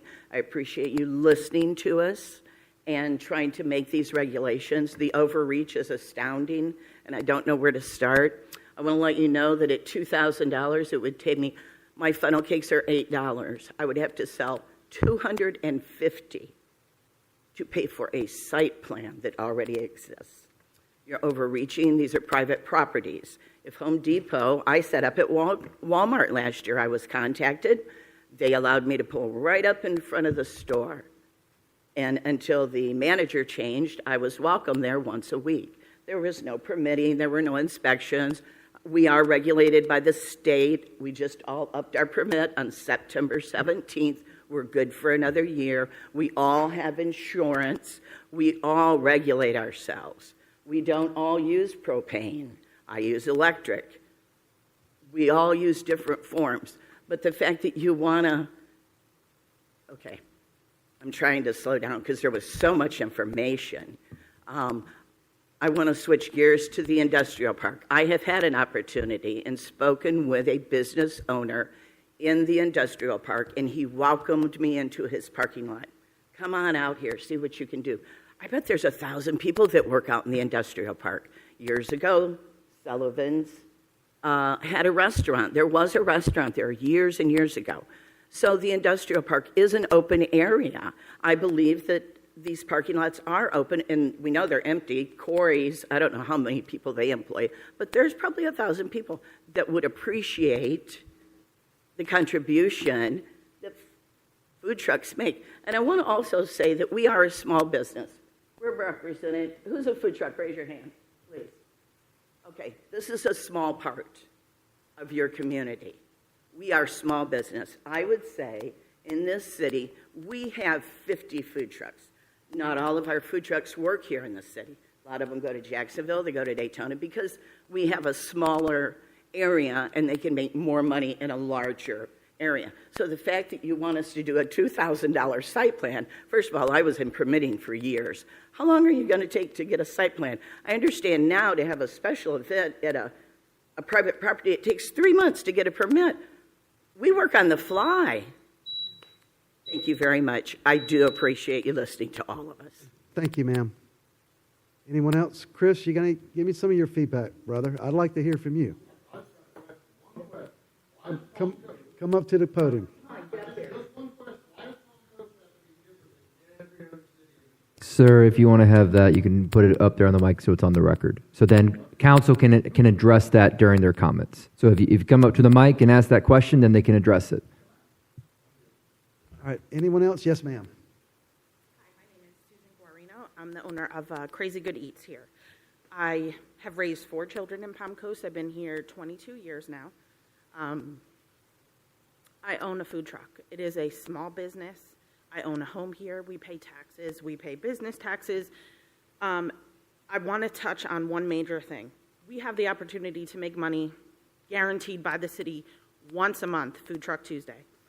That is favored by trucks that don't live here, that don't pay school taxes, they don't pay property taxes, they don't own homes here, they don't give back to their community here. And that part of it is not okay. We should not. I travel from Orlando to Jacksonville to make money in our food truck. That shouldn't be. We do school events here when we're asked to come. We give back to the local elementary schools, the high schools. We do high school events. That also is giving back to our community. We should be prioritized. Trucks that live here, pay taxes here, pay fees here, pay permits here, and aren't allowed to make money blows my mind. I go to a Lowe's in St. Augustine. They section off with caution tape a strip of land there, parking spots, excuse me, probably I would say about 15 or 20. They just caution tape around it, and everything works flawlessly there. People come from all over, businesses near and far.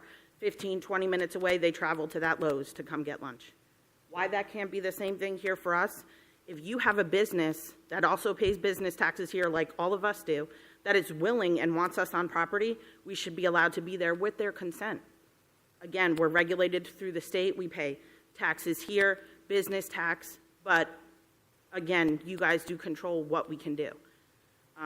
And to be honest, this community is built off of people like us who work small business to give back to our community. We should be able to service the people that live here instead of having to travel to Jacksonville and Orlando for citizens there to make a living and service them. That should be we should be able to service and survive in our own community without having to travel to make a profit. I think it's terrible, and I will say this with Tractor Supply, I think it's ridiculous. I think they should be 100% allowed to be there. If it's okay with the business owner, then it should be okay with the city. And the fees, $2,000, that's not reality. There's no way. So if we go to Home Depot and Lowe's, that's $2,000 for Home Depot, it's $2,000 for Lowe's, it's going to be $2,000 for Tractor Supply. And to wait months, it's just not a reasonable thing. We shouldn't have to travel outside of the city when we pay our business tax. We own homes here, we have families here, we should not have to travel. Thank you. Thank you, ma'am. Anyone else for public comment? Yes, ma'am, Ms. Henry.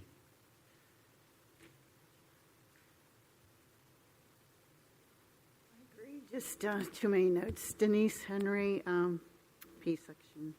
I don't own a food truck. I don't plan to, although my son would like to have a coffee truck. I understand the ordinance for a food truck park. I saw a food truck park in Tennessee. I think that's really a great idea because once a month, Food Truck Tuesday is, I think people want to have more than that. And a food truck park in Tennessee that I saw a year ago, it's operated like a campground. So the sites are there with electricity. You just pull in your truck, you pull out. You don't have to be there permanently. They have parking spaces, they have picnic tables, the park itself. So I understand an ordinance for that. But food trucks are fast food, something people buy and eat on the run. So unless it's at an event where chairs would be welcome, I don't see any reason to require people to have tables. If businesses, private businesses want to have a food truck in their parking lot, that should be their decision. I don't see where we should do all this overreach and require site plan changes and things like that just to have a food truck. Now, if I was a food truck person, I wouldn't really want to be in a parking lot with a couple other food trucks to say that you're requiring certain things.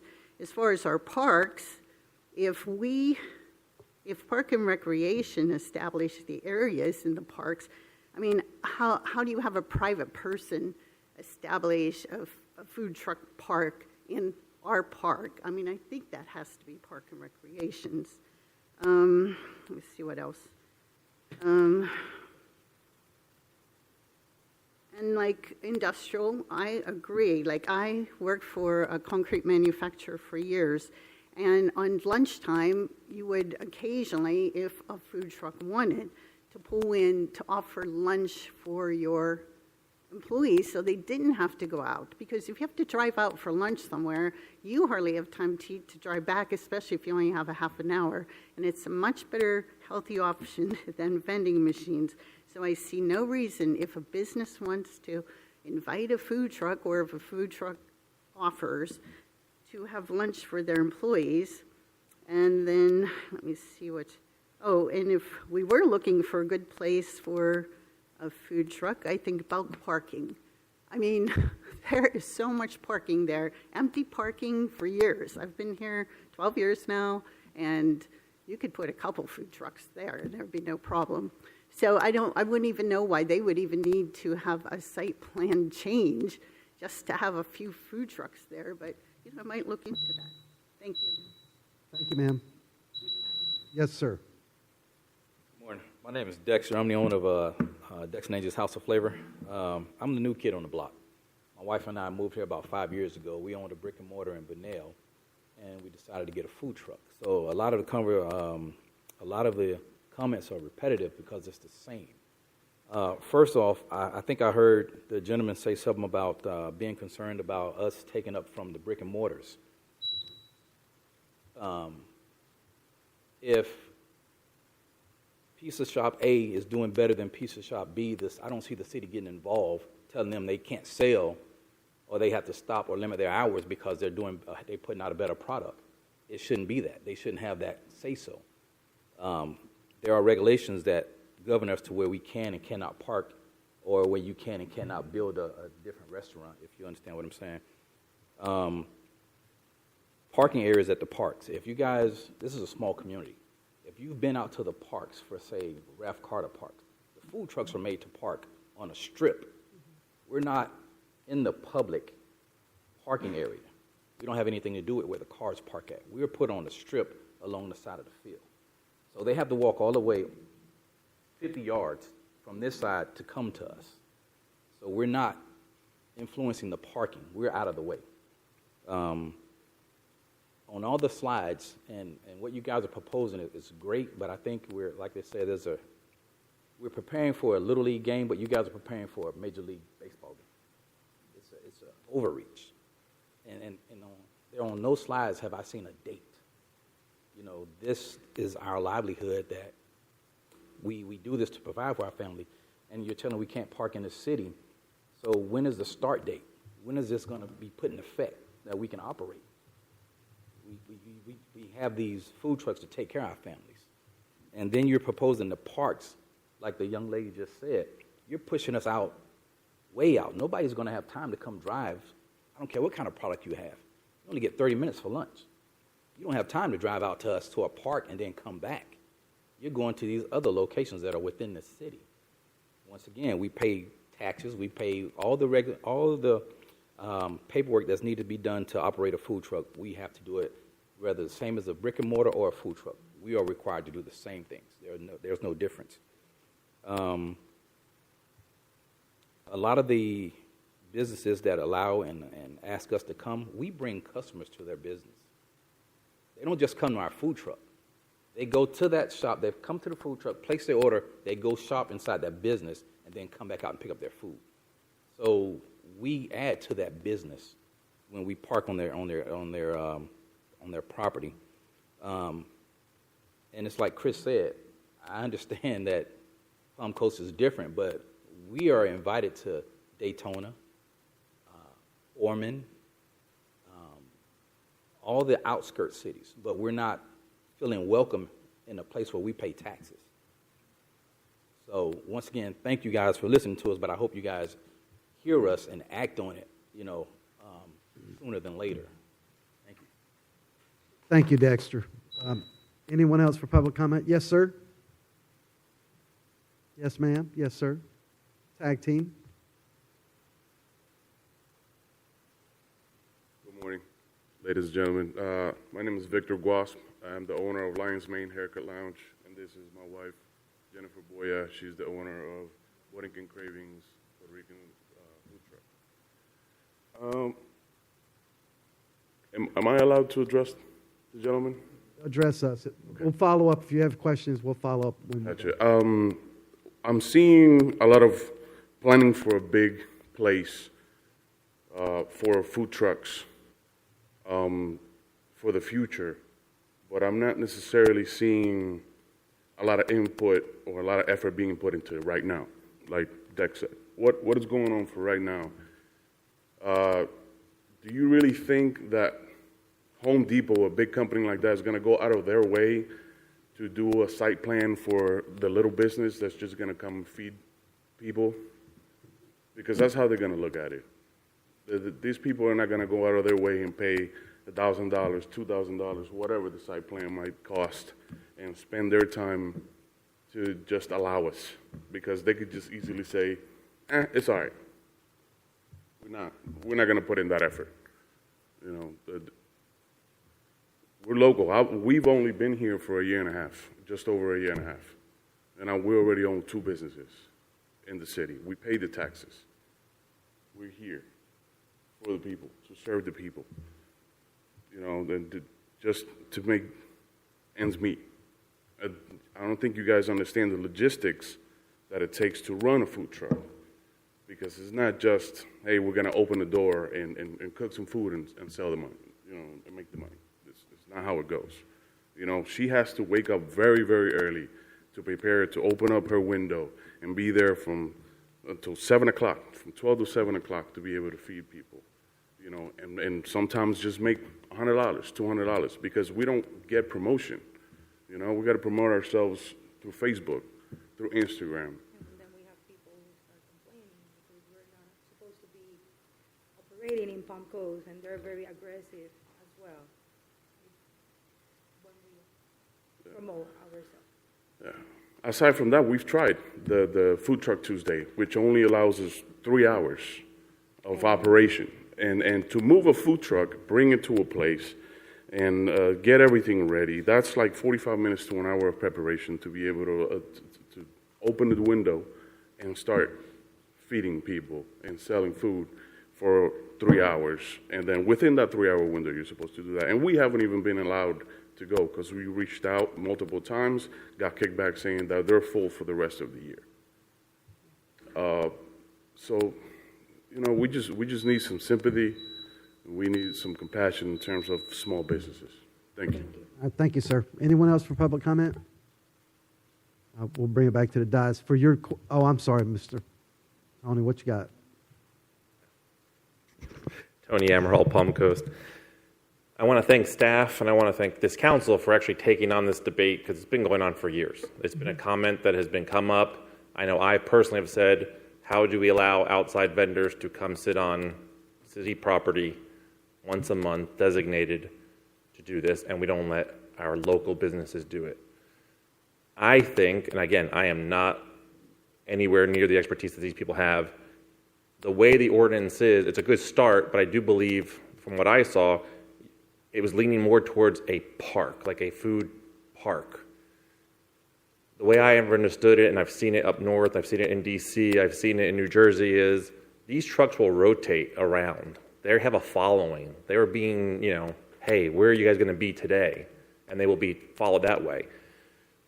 I don't think they can get a special event permit for every time they want to go to a Lowe's or a Home Depot. But to put first of all, the resource requirement needed to do this food truck park is something we just can't afford to give up. We can't afford to give up a commercial piece of land to be a slab, to be a food truck out in the middle of an industrial area, because it's not going to work.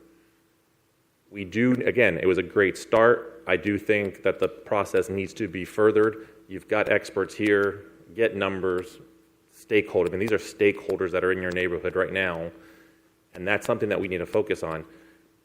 It would be great to have these niche restaurants pop up here, there, all over town, and not be limited.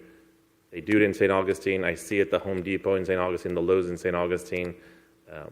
And again, but St. Augustine also has their own food truck park also. It is something to keep moving forward. I know it's been years, but just like house colors and chickens and everything else, we can persevere. Thank you. Thank you, sir. Anyone else for public comment? No one coming forward. We'll bring it back to the dais. Dexter, the answer to your question up front is, if we move forward with the ordinance, once we get it the way we want it, we'll do the first read, second read, then it goes into effect. Now, how long that takes, it depends on our agenda and our calendar of how things are progressing. Mr. Mayor, just to add on to that, this also has to go towards planning board. So it would go to planning board, then first read, then second read. Yeah, so we got a few steps to get there, just like any other ordinance in the city. I can add to that. Right now, it's projected, first read is projected for November 19th, second read is projected for December 16th.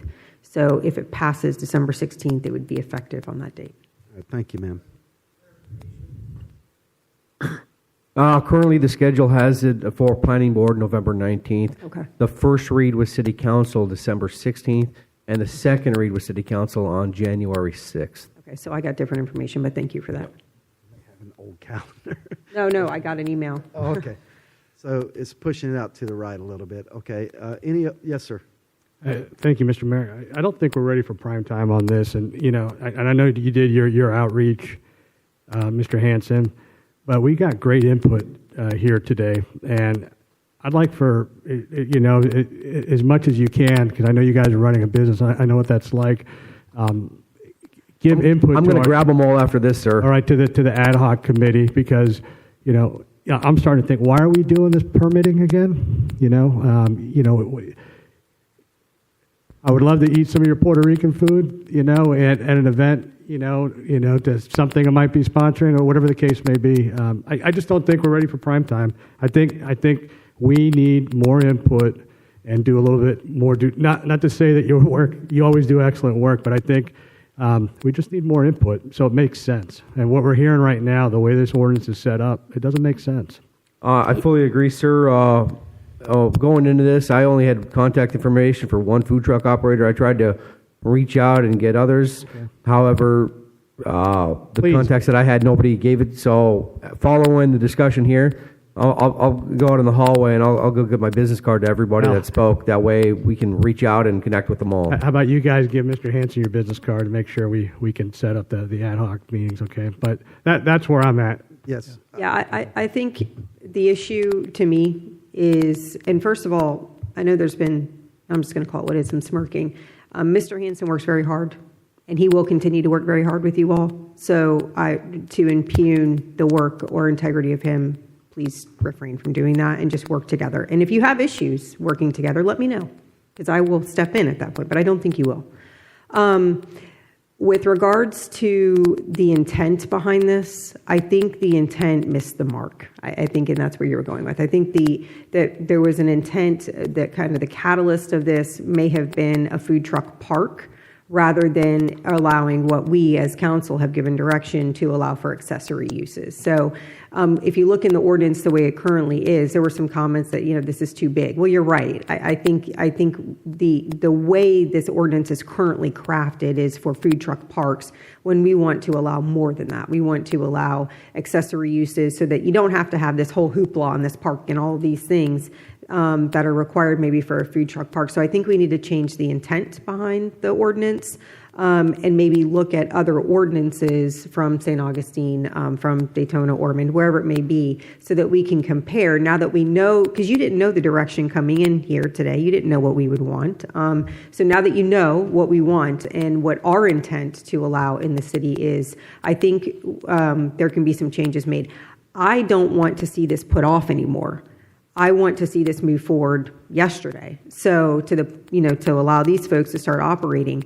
Mr. Hanson, is it possible to kind of rework this, knowing what our intent is now, and have it for PLDRB on 11/19? It's funny that you say that, Vice Mayor, because originally when I got tasked with this halfway through the process, I drafted an ordinance that would allow for accessory use in commercial area, and then I was told to draw it back to just primary. So I can take a look at my initial version and then this version and condense it through after I discuss with the food truck operators here. That way, hopefully we can get to a point that everybody's happy with the intent. And just to clarify, when I heard council, you're looking for accessory use, and stop me if I'm wrong, but did I hear COM 1, COM 2, COM 3, and Industrial 1? Yes. Yes. Okay. Yeah. Thank you. Sorry, just one more comment. As far as the permit fees, I don't think you're looking at $2,000.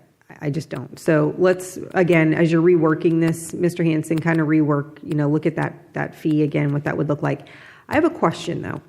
When the big red bus parks in Walmart, what do they have to do? That I'm not sure, ma'am. I'd have to get back to you on. Okay, because they take up a ton of parking spots. And so my goal in everything that I do from this dais is to be consistent and predictable. If we are not consistently applying our rules and regulations across the board to everybody, we're doing something wrong.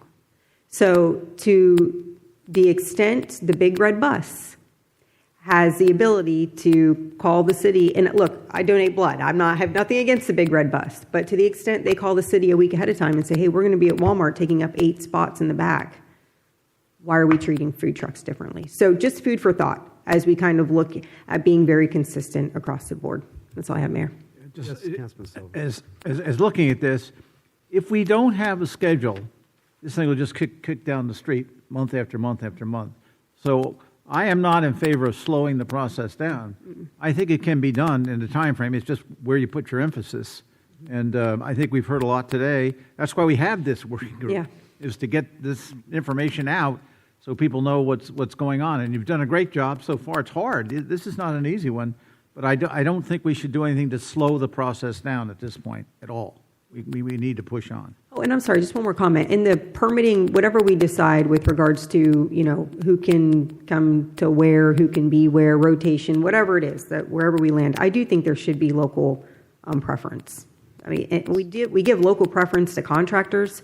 Why we wouldn't give local preference to in this type of arena is beyond me. So I don't know what council's feeling about that is, but I do think if we've got stakeholders in our community, we should be giving them preference to stay in our community. Yes, Mr. Hurst, this has come up before, and I haven't discussed it with you, but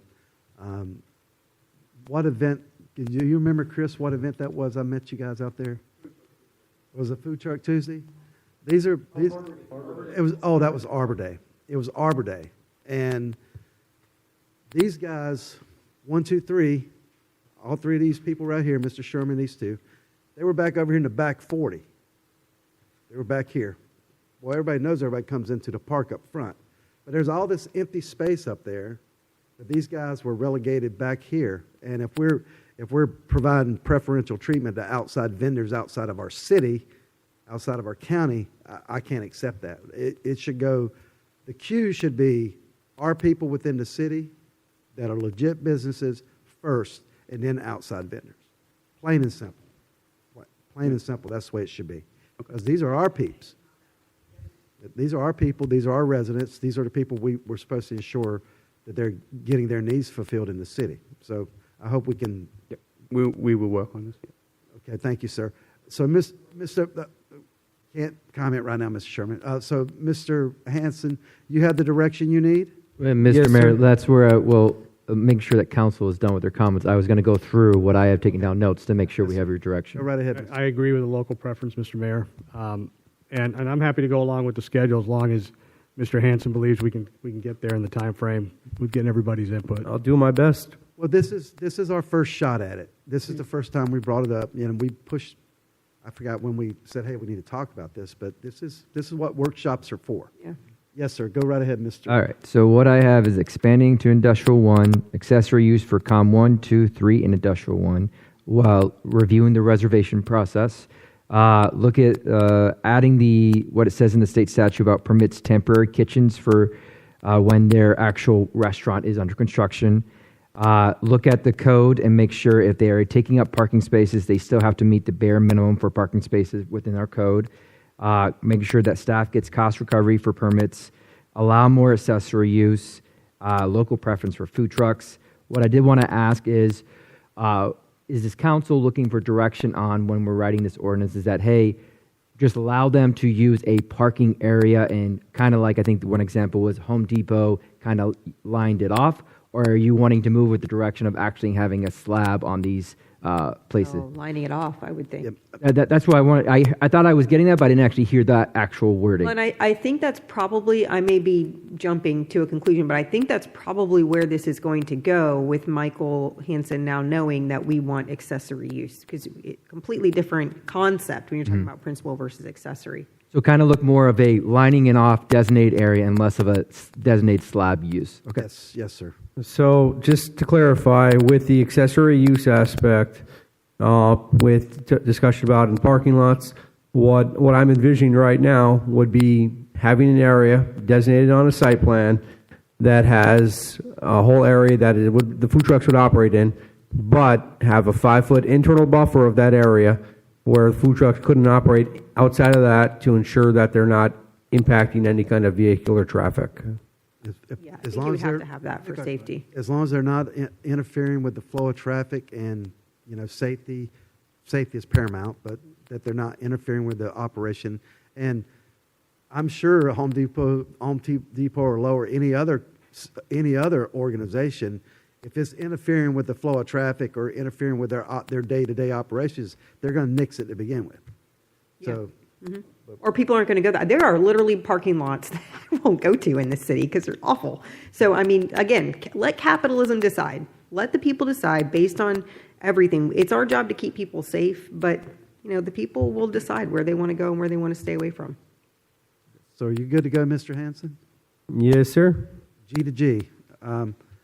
Everyone, if you're a food truck vendor, make sure Mr. Hanson gets your contact info before you get out of this building. And thank you for being here. We really, really appreciate it. And thank you, Mr. Hanson. Nobody's beating up on you. This is our first run at it. Don't worry about it, brother. We got it. We'll get it done.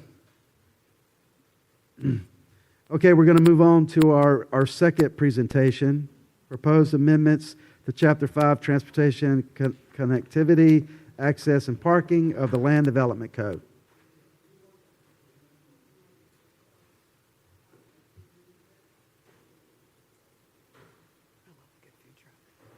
Yeah. Man, you give me some specialty fries or tater tots. Done. Fish tacos. Oh, yeah. Ponset.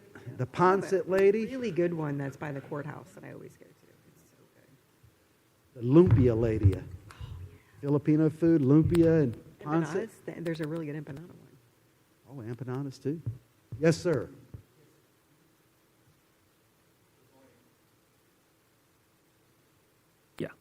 Good morning, Mayor and City Council. Fong Wing, Planning Manager. I just want to say a few words relating to the previous item. In order for us to work with the Public comments over on that item, sir. No, go ahead. Sure. With the vendors, we will not be able to bring it back in November 19, so we're going to move to December in order to bring the items back. But we heard your directives and what you would like to have.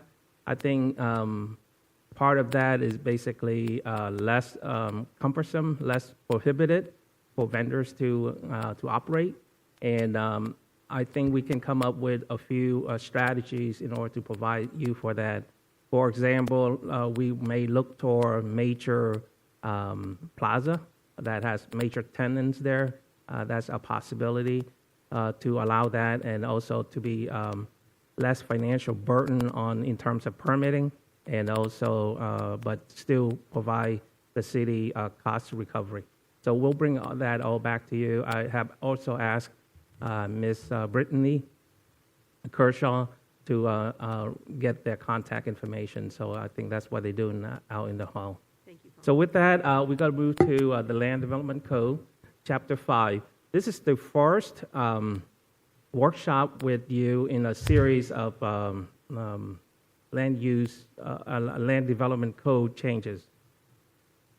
Chapter 5 is the first one that we selected to present it to you. This is relating to transportation connectivity, access, and parking. So as you can see here, the amendments are based on the following. Recent update to the comprehensive plan. It will reflect or implement a goal, objective, or policy.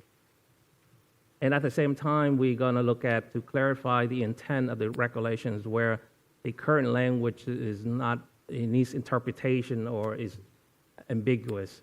And then we also going to provide any update to references such as statutes or the name of certain agencies have changed.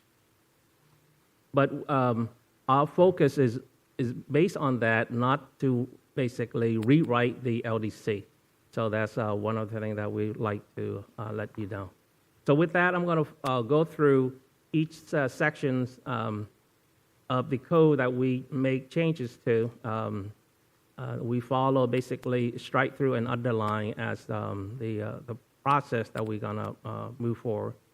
So in Section 5.0102, we all developments shall provide transportation, access, parking, loading, stacking, bicycle. So basically, we're also going to include e-bike and micro mobility, and those will be defined in the glossary.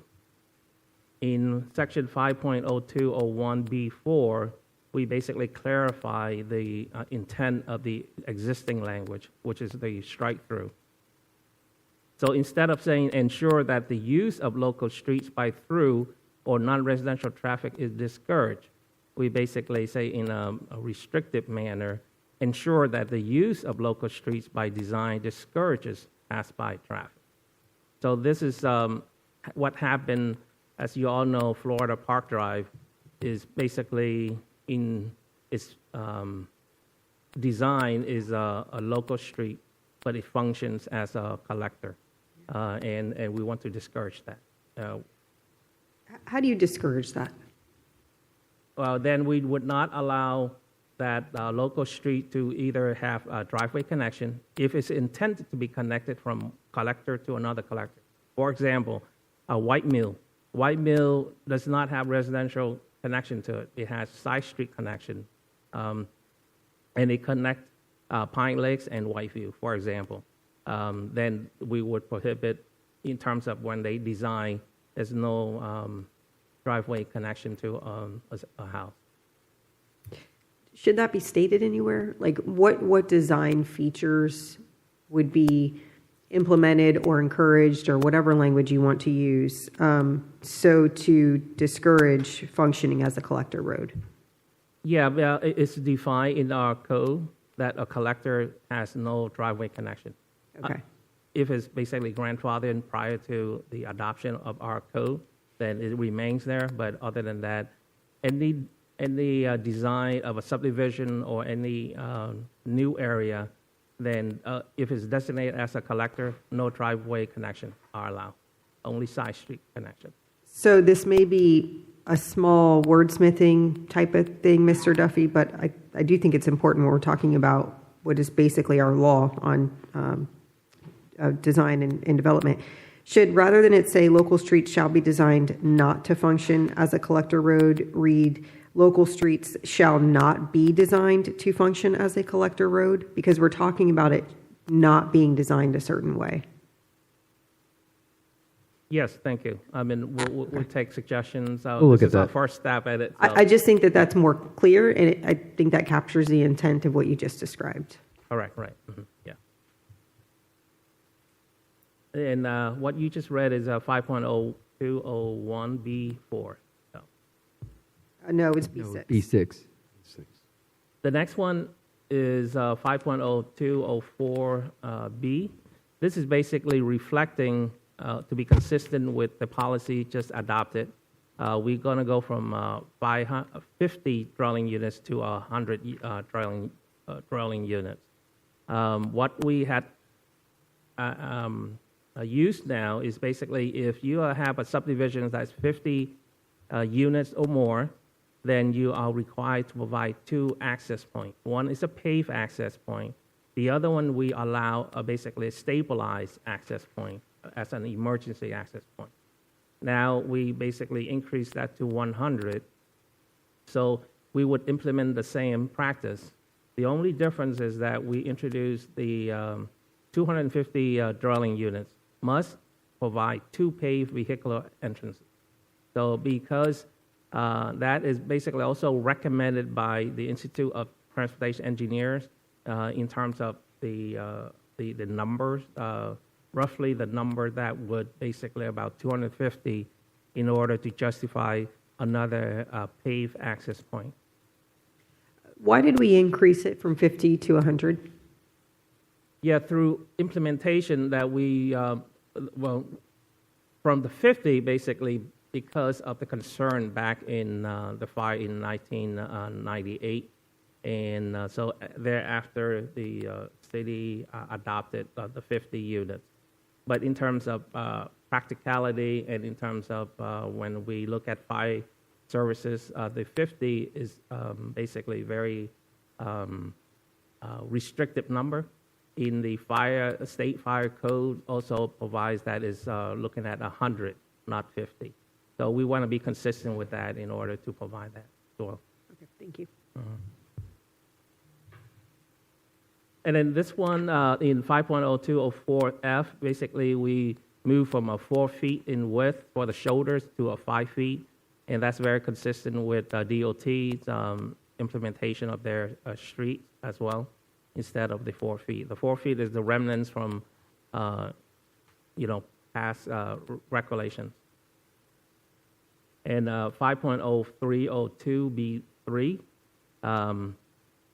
here's where we basically look at an issue that if the construction of a sidewalk is not currently feasible or practical, then we allow them to pay into the sidewalk fund, but however, we would require them to design and indicate the location of the sidewalk that is going to be connected in the future.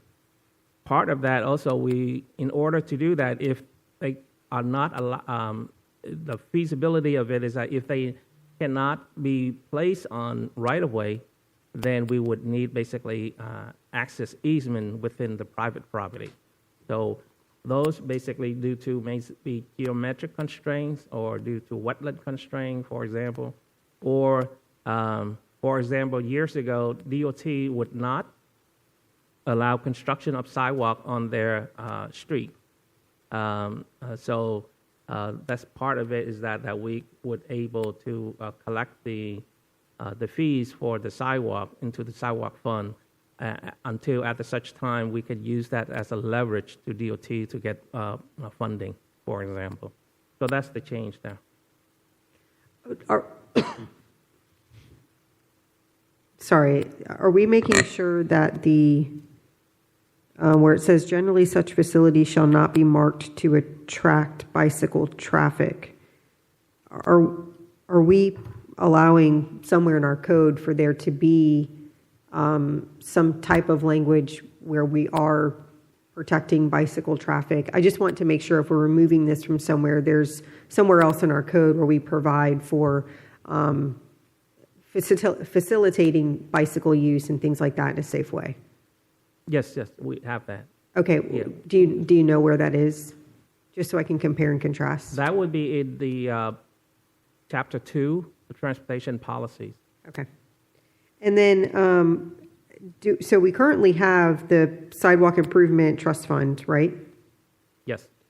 Where do we know what that fund looks like, where the monies have gone, how they've been utilized, et cetera? I've never heard of reference to that fund. I know they exist because we have the one in Jacksonville has a ton of money in it. And actually there was a big dispute a while back about their utilization of it, et cetera. Didn't even know we had one of those. So any information that we can be sent as council to know what that looks like, how it's been spent, how it gets paid into, et cetera, would be really helpful. Yes, certainly, we can provide that to you. Basically, we will come back with also sidewalk and trails master plan, so you can see the overall network of sidewalk and trails. And you will see the gaps within the city limits as well too. So part of that is that to implement the gaps as the first priority, especially the sidewalk that are nearby school. So we're going to provide that as well. So we'll present to you on that, as well as how much is currently in the fund and what we had used it for. I'd also be curious as to how often it's actually paid into versus constructing a sidewalk. And the reason I say that, if you look at the language following, like the underlying language, which I guess this is what you've added, it seems that for the most part, sidewalks are going to be constructed. I mean, can you give an example of when sidewalks are not constructed? Obviously, an infill lot that's not on the sidewalk side of one of our residential streets, but any other example? Yes, yeah. For example, Citation Boulevard extension, they provided part of the road network. They provide sidewalk on the north side from basically continuation on the west near Belterre all the way to Seminole Woods. But the sidewalk on basically fronting the Seminole Woods, since currently we don't have the sidewalk on the west side of Seminole Woods, but our overall master plan is that we're going to have that connected as part of the plan. So in terms of, they have an option to whether they want to go ahead and provide that sidewalk to nowhere right now, or they can basically provide us the funding, and they chose to provide us the funding. So that was a dispute, actually, sidewalks to nowhere. Look it up in Jacksonville. It was crazy. Like, you'd have people build or construct like literally 10 feet of sidewalk and it would just drop off into a culvert. It was crazy. The other question I had was, when is the last time we looked at or we did an evaluation of what the amount to be paid in is? And I asked because I want to make sure that the cost of constructing is actually what is being paid into the sidewalk fund. yes, well, for many, many years, we charged approximately about $30 per foot.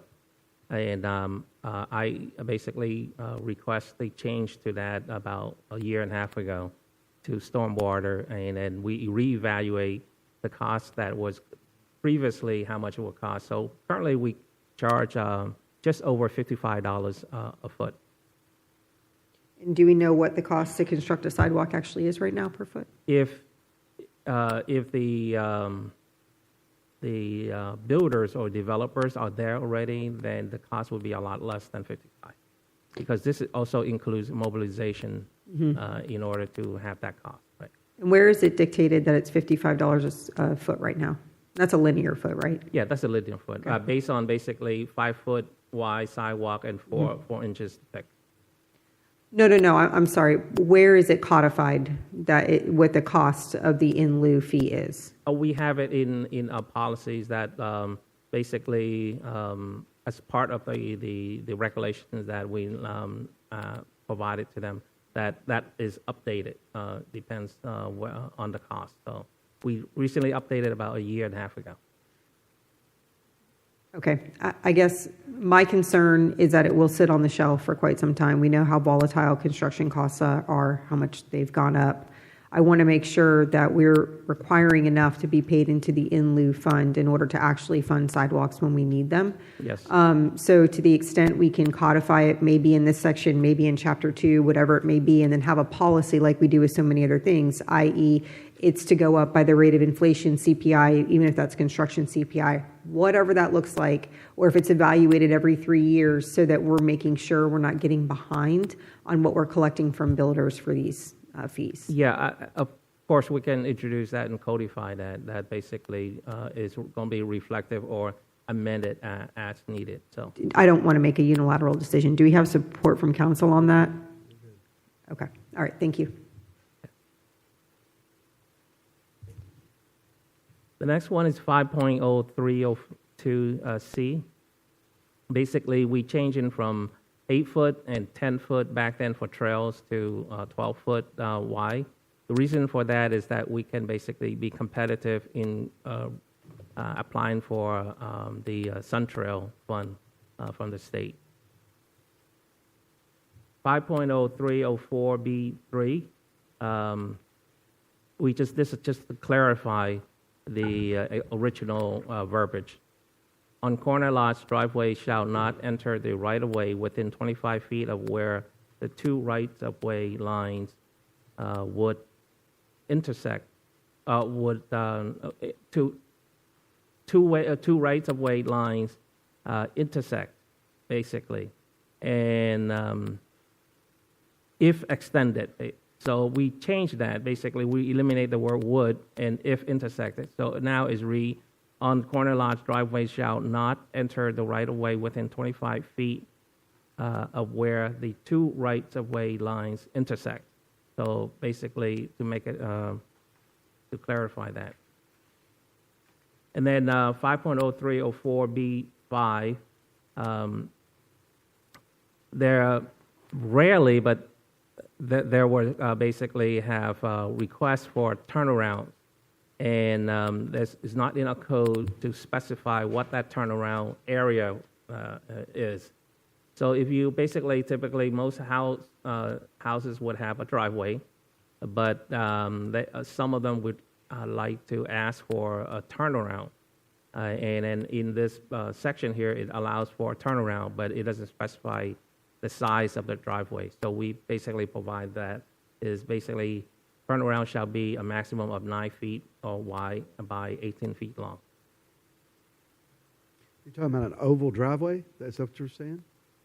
It's a like half oval driveway? Oh, no, that's this is not. Basically, you see the driveway, you would have a flare just like on the side, then that's just a flare. But this one basically, if they would have basically a perpendicular area so they can back out into that and drive outside without, that's the turnaround area. Got it. So, we rarely see it, but they do ask, and we just want to make sure, put in our code the size of it. Yeah.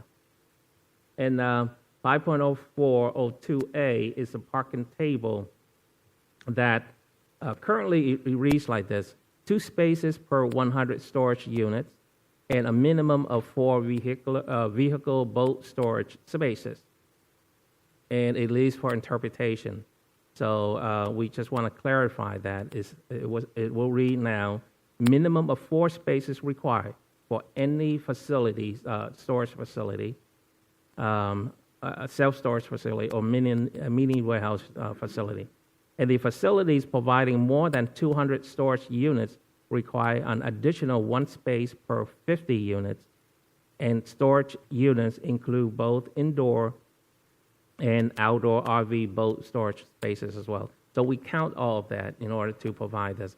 So the intent of this is basically for for people who want to go there and basically park outside in front of the protected space so that they have some vehicular parking. So that ends the changes in Chapter 5.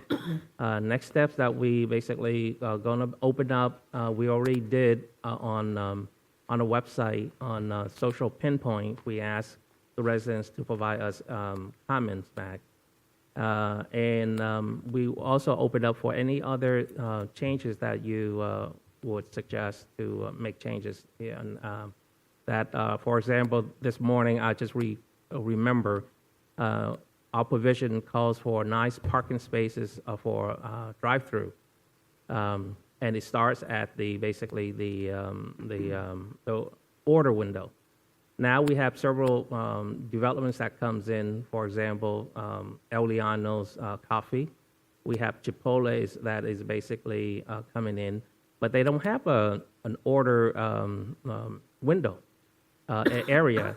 So because everything is basically on mobile apps, and so there's 9 spaces behind the pickup windows be very restrictive. So I'm going to basically introduce that the next time, that maybe reduce it down to only 6. So just to let you know. And so the schedule for moving forward is that staff will present other LDC chapters in the coming months. And we'll program that. We basically will schedule that for you. And workshop on follow-up amendments as well. So what we staff is doing right now, we compile all suggested recommendations, and including basically BEAC and PLDRB as well. And then we will put it to you at the end of the day. We provide to you the a matrix that includes all the comments and then how we address those comments, and we'll bring it back to you. The reason we're not going through asking you to approve this at this time because of the legislation, Senate Bill 180, because basically Senate Bill 180 says that you cannot have processes that will be burdensome to the resident or to builders or developers, but it doesn't define what burdensome means. So we'll going to wait for the spring legislation to see what will be changed, or if any, and then we'll bring back to you in approximately in July or August of next year. At that time, if it's well defined what burdensome means, then we may basically only going to introduce to you the changes that will be reflecting that. So changes that be more restrictive or more burdensome, then we would not introduce that to you. I've heard March 16th is the date we should be looking at as far as when we'll know what proposed legislation. March 18th, thank you, yeah. March 16th. 16th, yeah. I looked in the actual LDC itself, and I had some questions and comments. So on page 4 of 19, this would be under 5.02.04D. It says all residential and non-residential development that abuts an existing or proposed trail system shall provide pedestrian and bicycle links to the trail system, quote, unless it would not be safe. 2 questions. Are the proposed trail systems pursuant to the current master plan? Yes. It should be, for example, the trail master plan right now we have is basically Lehigh Trail, and then we also the one along Oak Kings Road. For example, we originally our alignment on Oak Kings Road from utility down to connect it to it was a lot closer to Toscana and Hidden Lakes, but the residents opposed to that, so we modified the alignment to be a little bit further to the east in order to go down, to connect it down to Lehigh. So yes, it's going to be based on that. Okay, and when will we have the new proposed master plan to evaluate, like you were discussing a few minutes ago? We are about 90% completed, and then we basically part of that. I will present it to you, the new master plan. We still also working with the county and other cities just to basically, if they have a master plan, sidewalk or trail, then we would like to have a point of connection to them as well. But I think part of that will result is that we're going to have basically multi-year budget requests in order to finish out the master plan. Okay. And then how are we defining what would or would not be safe, and who makes that decision? Would it be the developer or staff? I think in conjunction with both developers and staff.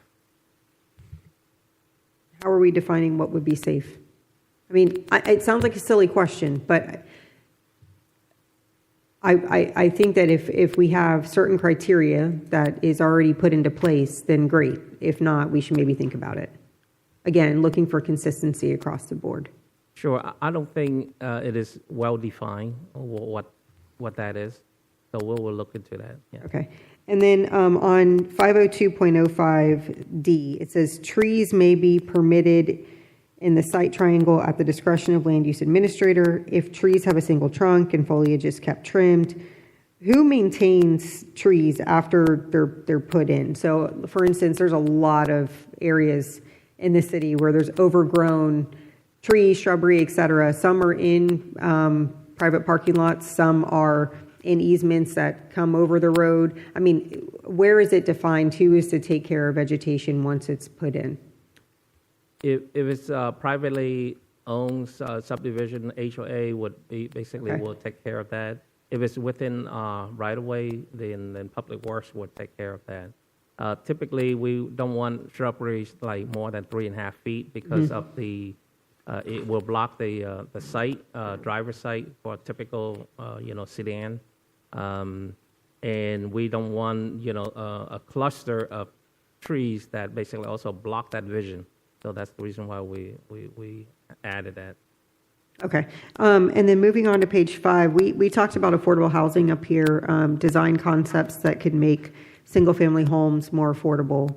If you go to section 5.03.04, it's talking about garage standards. If you look at subsection A1, it talks about single-family homes with less than 1,200 square feet having a one-car attached garage, and duplexes with less than 1,300 square feet having at least one car attached garage.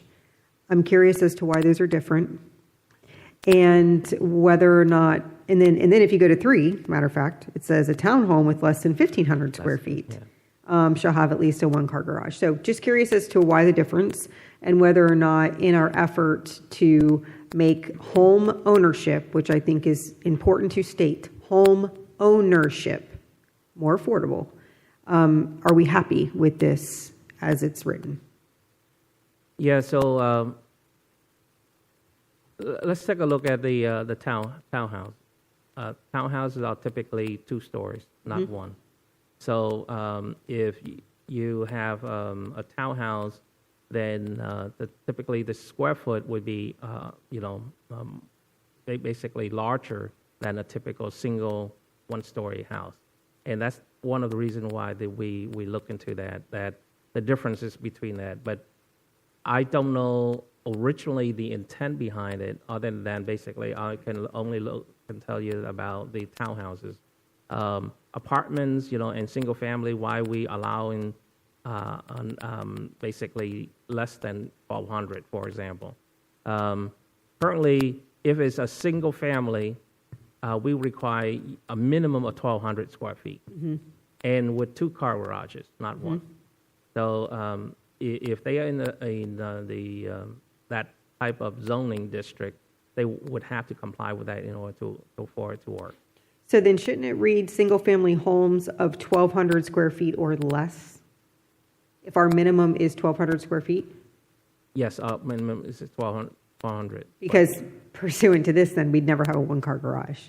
Because this reads, single-family homes with less than 1,200 square feet, but our minimum for single-family homes is 1,200 square feet. So this doesn't apply to any single-family home currently. Probably not. Right? Okay, so we probably need to change that language. Yes, yes. So it should read, single-family homes of 1,200 square feet or less, right? Should have a one-car garage. And then you said there wasn't really a reason why the duplex reads this way? Yeah, I don't have the... Does council want to make those the same? If we have a duplex that's 1,200 square feet rather than 1,300 square feet for a one-car garage? I have no problem with it. That's okay. I think that makes sense.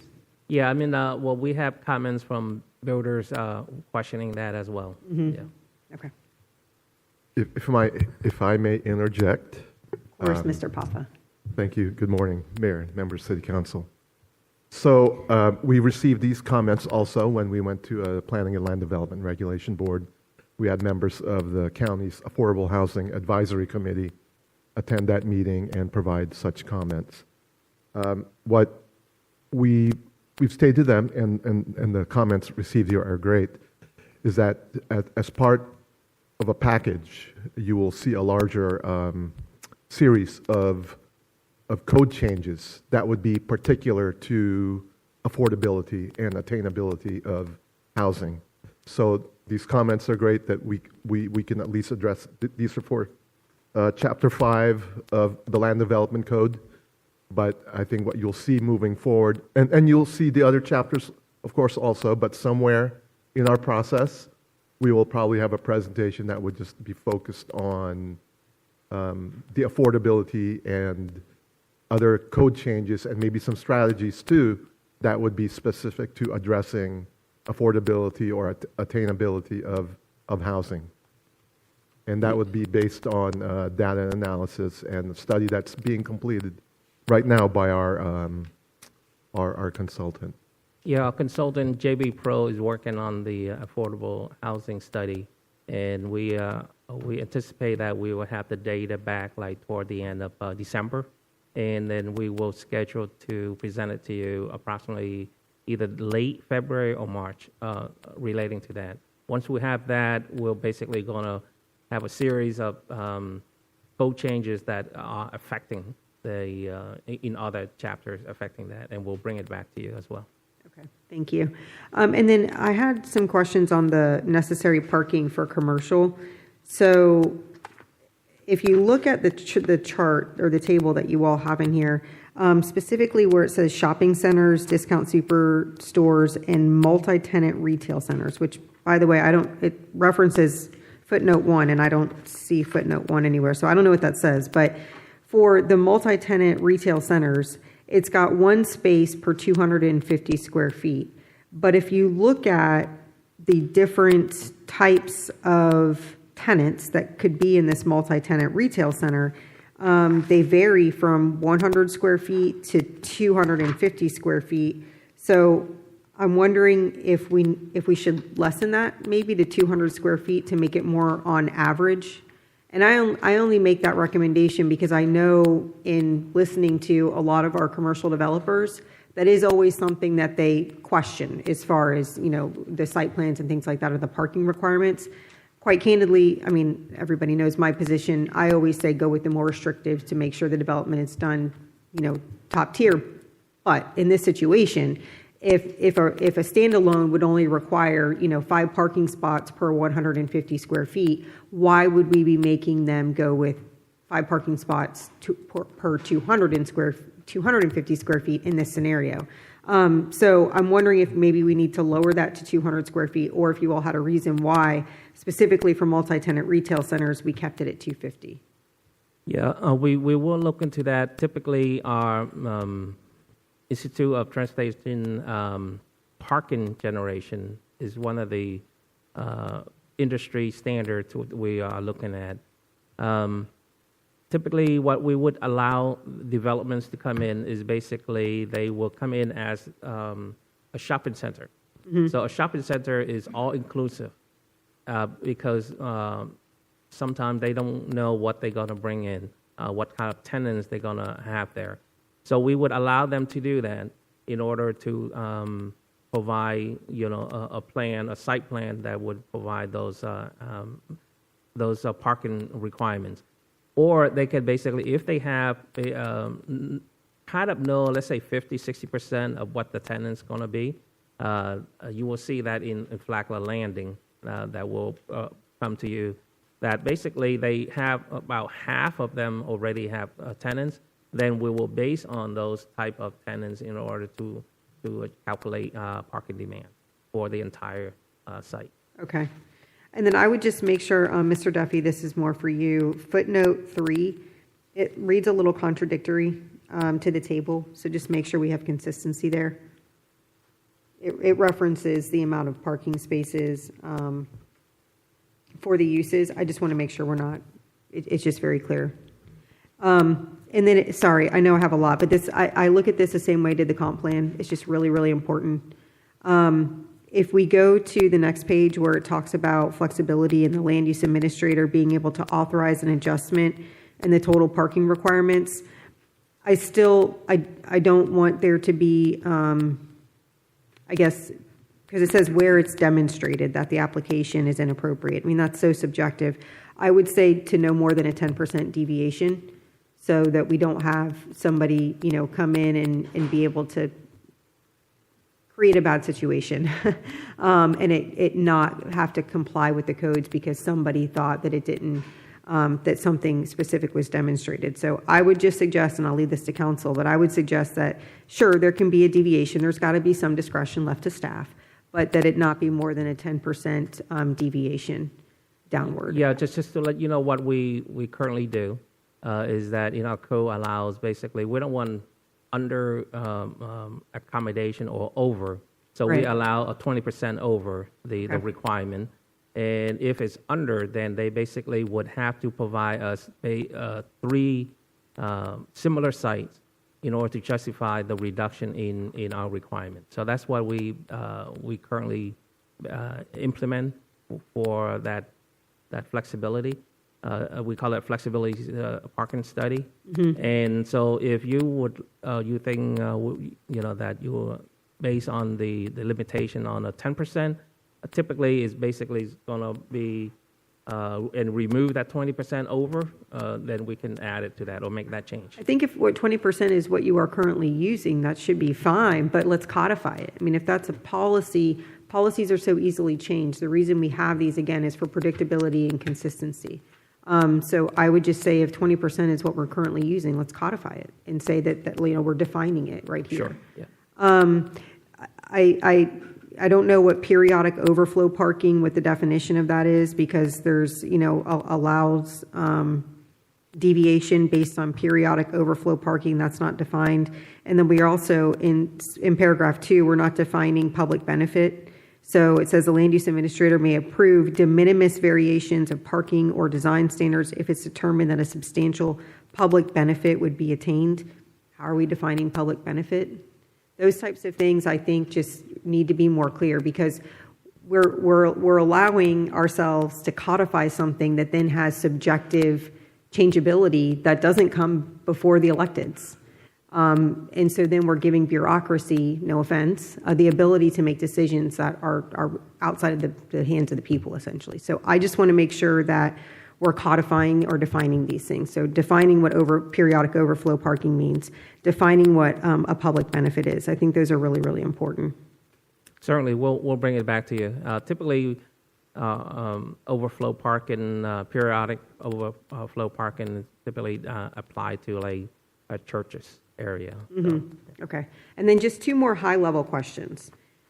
In this specific chapter, are we defining multifamily as commercial or residential? It's commercial. Okay. Yes. Because I think there's some confusion as to what types of requirements apply to multifamily, because sometimes it's defined as multifamily or multi-residential, and then sometimes it's defined as commercial.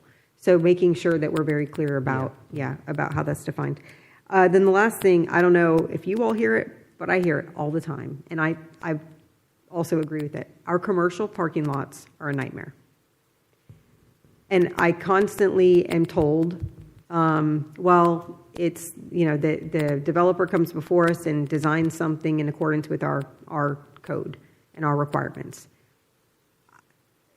If I never have to go into another Publix parking lot again in the city of Palm Coast, sign me up. Okay. Is there anything that we can do from a design perspective while we're in here, re-looking at these things to make these parking lots more accessible and better and just flow better? Since the... I do. I live right by Island Walk, and it is awful. But it's not just Island Walk. So, but you're right, yes. Just to get this further, I looked into that when I was at the county, and I was told, but I never saw it in writing, that some of this is done by the sheriff and the police force to inhibit the ability of someone to move around too quickly if they're trying to escape or something like that. Now, I don't know if that's true or not, but I didn't make that up. I was told that. Interesting. Sounds like a lot. Well, I'm just saying that there may be a little more to this. So before you answer, is there any truth to that?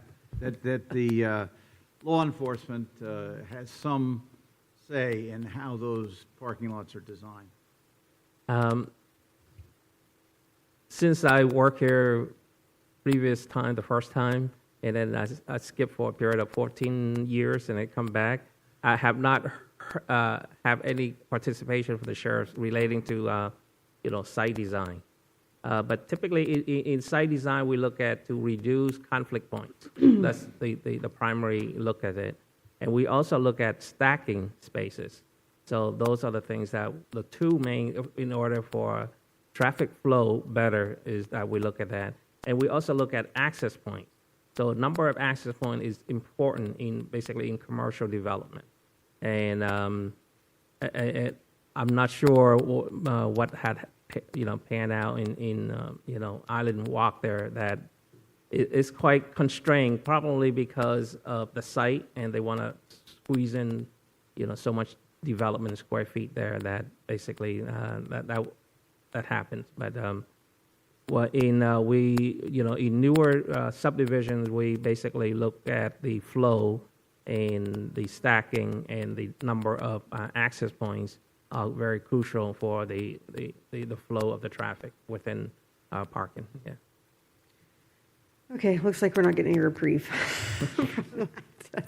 And then just an FYI, if we do move forward with the food truck, I presume we will, there is a section that'll need to be changed. So on page 13, F2, I think we'll need to change that to accommodate for food trucks. And there may be other sections as well, so just kind of keeping that in the back of our mind as we move forward with food trucks. And that's everything. Thank you, Mayor. Thank you. Yes, sir. Anything else from us? Any direction? I had a comment whenever you're done. Go right ahead. Okay. Long, you mentioned the affordable housing study. Just as a reminder, we agreed a few meetings back that when that study is done, just to run it by the Affordable Housing Committee, and I'm happy to coordinate to assist with that, just to get their input before we bring it back to council. Yes, we reached out to them already. We, have invitation for them to attend all the LDC chapters. Okay, so great. If they wish to do that. Yeah. All right. Well, I'll remind them when I head to the that meeting this afternoon. Thank you. All right, thank you, sir. All right, fine. We're going to open this up for anything else from the council? We'll open up for public comment, and then we'll follow up. Anyone for public comment concerning this item? Seeing no one come forward. Anything else from the council? I want to make a general comment to our residents. This is really important stuff. As we look at the LDC, I look at this the same way again as we did the comp plan amendment. I know we have public meetings that we're allowing residents to go to and kind of be present to hear what's going on, what could be changed. I really, really want to encourage more resident engagement. I say the same thing about the charter. I think there were 2 people at our last charter meeting, which is crazy to me. So just, I know, Brittany, you're pushing things out to the public as far as getting engaged, but this is for so many of our folks who have issues with the way that things are developed, built, regulated right now in our community. This is your chance to really, really make your voices heard. So please, please, please keep an eye out for the meetings and the workshops and things like this where you can come and make public comment, because we do go through it, I think, in grave detail. So just kind of a shout out to our residents to please try to get more engaged. How many meetings have you had so far, Fong? Yes, Public participation. We have 3 so far, 2 with PLDRB and 1 with BEAC. So BEAC will bring them chapter relating to cultural resources, environmental, and architectural, and then tree protection. But we only have been presented to them the architectural chapter, chapter 13. How was the attendance? Are people showing up? There were about 5 for the BEAC, and then PODRB, we had a little bit larger crowd. I think probably about 10 or so. Okay. Yeah. All right, thank you. Let's move on. if that's it, any further?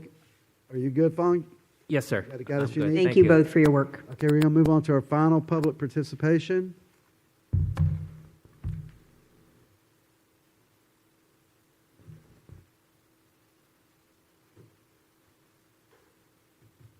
Yes, sir, Mr. Webb.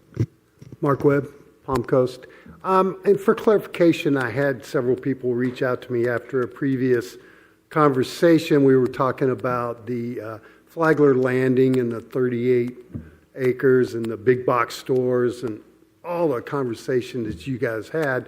And there was something that was shared that confused some of the citizens that have approached me. The aspect of the need to expand SR 100 is driven by the need or the issues or the traffic load. Who knows what the magic is that we get the state to come in and give us the money to do that. But there was this takeaway from some of the citizens that felt that we, the city, was allowing and moving forward with this big box store, and Vice Mayor, you caught very quickly the amount or the increase in the impact of that, to bring to light the need of the city to get the state to help us with 100. So the takeaway from the citizens were, are we truly allowing an increase, a slowdown, an impact purposely to get the state to come in to fund the money for the expansion of the 100. Now, I'm not saying that's right or wrong, but that is the perception that a lot of the citizens feel that have approached me, that says that this seems to be consistent with some of the actions that we know we have a problem with Belterre, but we got to wait till it meets a certain threshold before we can hit that guidelines. And I know that Ty was very, as he's involved and has just recently been put in charge of that, it's important that you guys let the citizens know that you're aware of the problems we have now, that you're trying to be aware of it, and the intention to make it worse, as in with bringing the big box store in next to BJ's prior to getting the funding or the need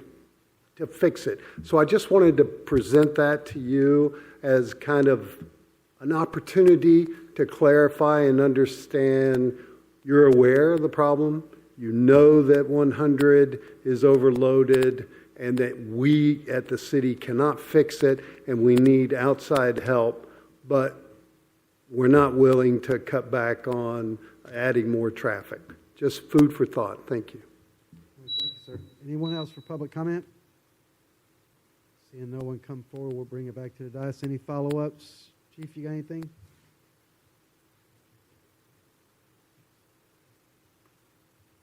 No, sir. Well, I apologize. I do have some. I'm going to follow up with Mr. Webb after. We're not intentionally No. trying to let people build just to get the state to come in to fix the road. No, Absolutely that's not the way not. it works. A lot of those projects are 10, 15 years out. So, you guys, anything on that? Mayor, I'm sorry. I am going to just speak to that just for a second. And I'm not the full subject matter expert here, but it's my understanding that the project he's referring to is in the county today, and that they're seeking to work with the city in a way that would allow us input. And so in that process, but they don't necessarily have to do that. At some point, we will have to work together because they're going to need the water. But I think at that point, we have to provide it, I believe, is the requirement. In that process, certainly, though, no one in city government is hoping to make a problem worse so that way we can get dollars somewhere else. That's definitely not a thing that the city of Palm Coast is ever trying to do. Thank you, sir. Anything else from City Council as far as comments? Okay, we'll move on to the next item. Discussion of matters not on the agenda. Council? Yes, sir. Hey, thank you, Mr. Mayor. I'd just like to ask, just get a follow-up update on from Mr. Hurst on the just trying to find an alternative way ahead with Ralph Carter Park. And I know that he did look into and Laura met with he did look at some options with the school district. Can you speak to that, James?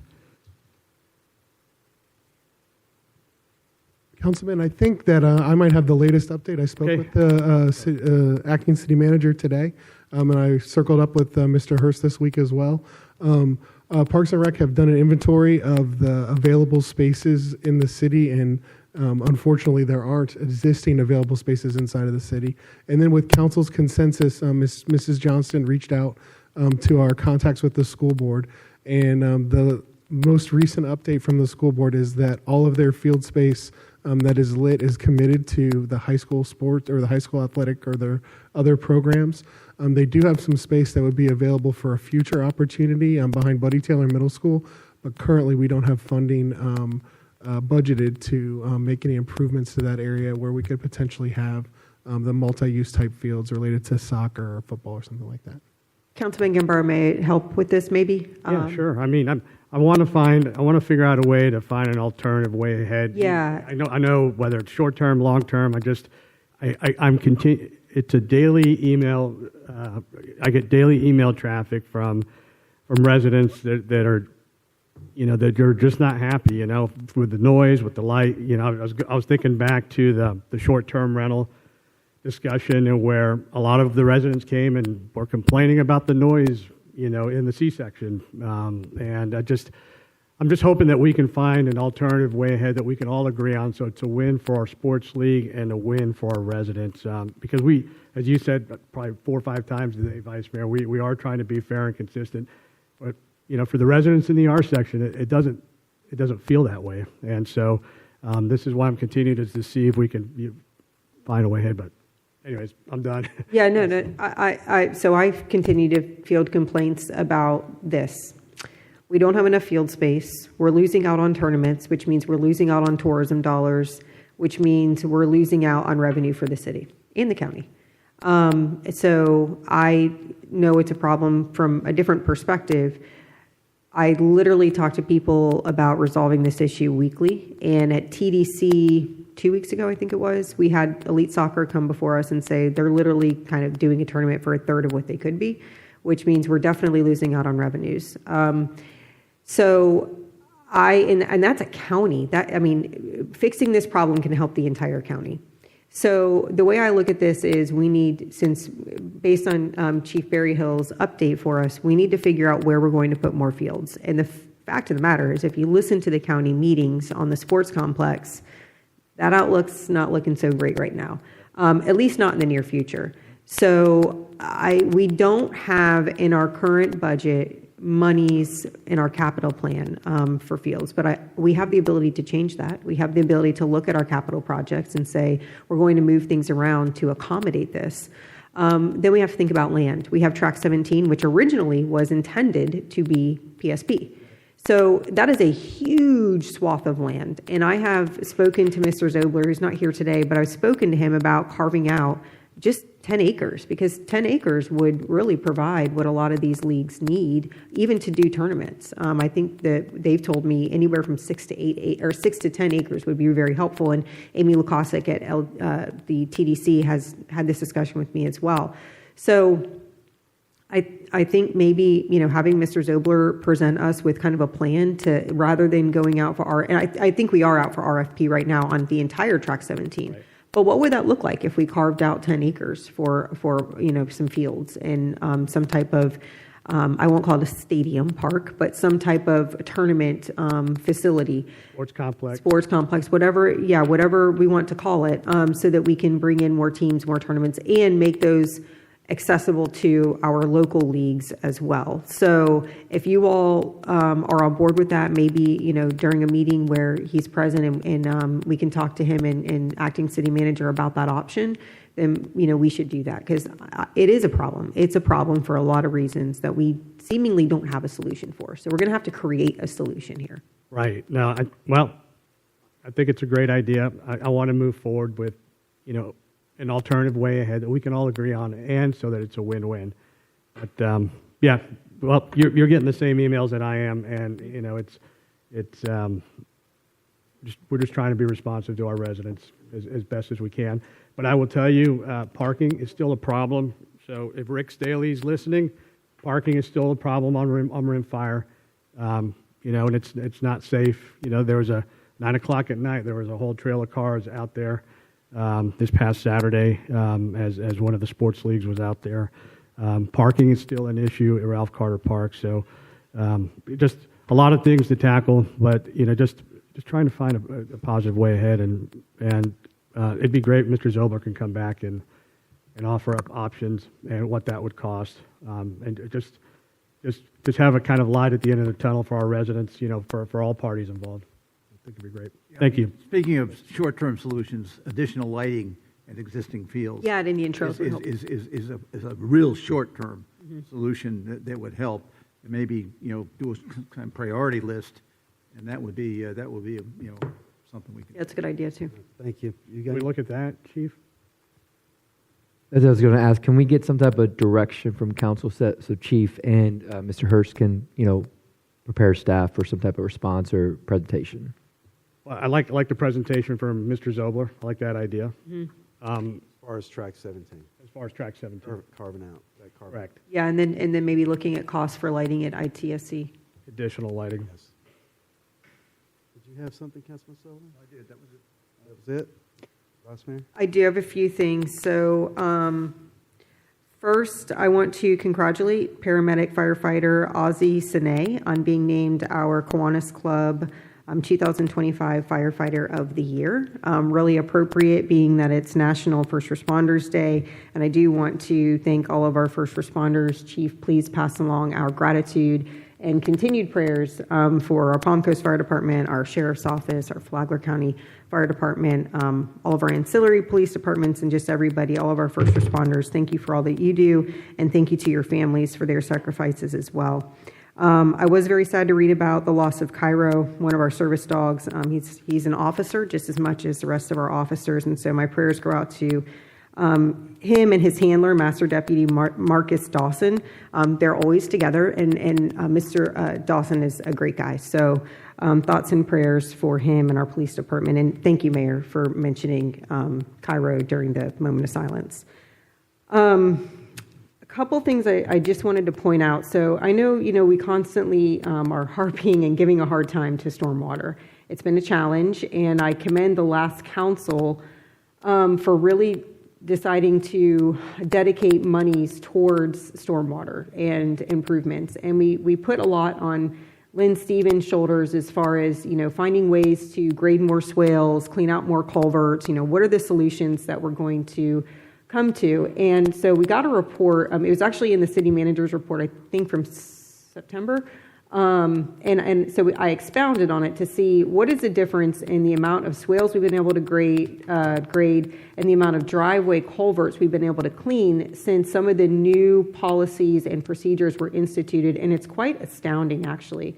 So the graded swale miles in 2024 was 41. In 2025, it was 55, so quite a difference.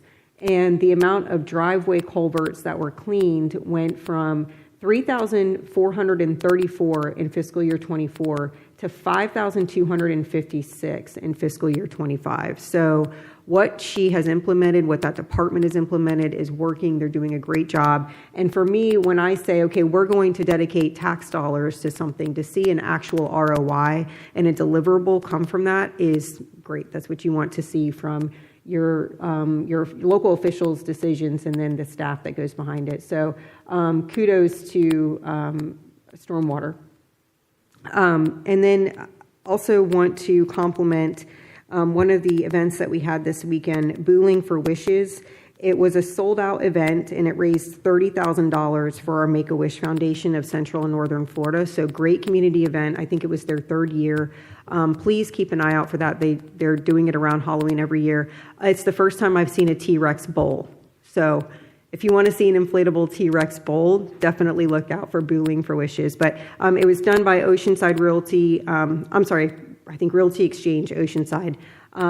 They did a phenomenal job. It raised $30,000, which was just super exciting for me to see. So thank you to them and for everybody who came out in the community to support such a wonderful charity. So thank you, Mayor. All right, thank you. For me, I wanted to talk with Mr. Duffy. We had the discussion about possibly getting in on the lawsuit for the SB 180. And I think Mr. Duffy's recommendations is that we should entertain that. So how many did you say are currently in it, Mr. Duffy? There are currently 25 municipalities between cities and counties that are entering it. One city just withdrew was Deltona. Okay, so, So I think only one city in Volusia, and that is Edgewater, that's part of the lawsuit. so, There is another lawsuit that's with 1,000 Friends, but I think that has one municipality that might be Orange County, but the other lawsuit has about 20 to 25 municipalities in part of it. okay, so I would look for some consensus from the council to move forward with Mr. Duffy's recommendation of getting in, contacting that firm and being part of that lawsuit, because we can't continue to allow for our home rule rights to be eroded by the legislature. And if it's going against the state constitution and the way our constitution is set up, I think we need to be a part of that to fix it, because we are a prime example of when development has been too much for a community, and I think we need to seriously consider that. So I look for consensus from you guys. Yes, sir. Just one comment. Is the Council of Cities for Florida doing anything? They're not part of the lawsuit, Well, but I can look into suspect that. At some point, they will be, and you get a little more power that way. So whatever is the best route on this, I totally agree, but we want to take the most effective route. So if I may, because I was just at Florida League of Cities for their conference this past weekend on Friday and Saturday, and there was a whole discussion, like 3-hour discussion on home rule, or lack thereof lately, and current legislation, imposed legislation. And I can tell you that there are a ton of lobbyists right now that are really, really, for the League of Cities, that are really, really pushing to have SB 180 and also Live Local amended. Now, Live Local is going to take some time because the speaker was Pasadomo. This was kind of her baby, and she's just kind of outgoing, so they're giving some time before they attack Live Local. But I want to say again, nobody, I don't think, speaks about home rule and local autonomy more than I do, but I do not suggest we get in this thing. I am in touch with our officials at the state level so often, and there are 3 things that they recognize and are very confident will be changed. One, the scope geographically of it being 100 miles within that disaster area, they're very confident that's going to change.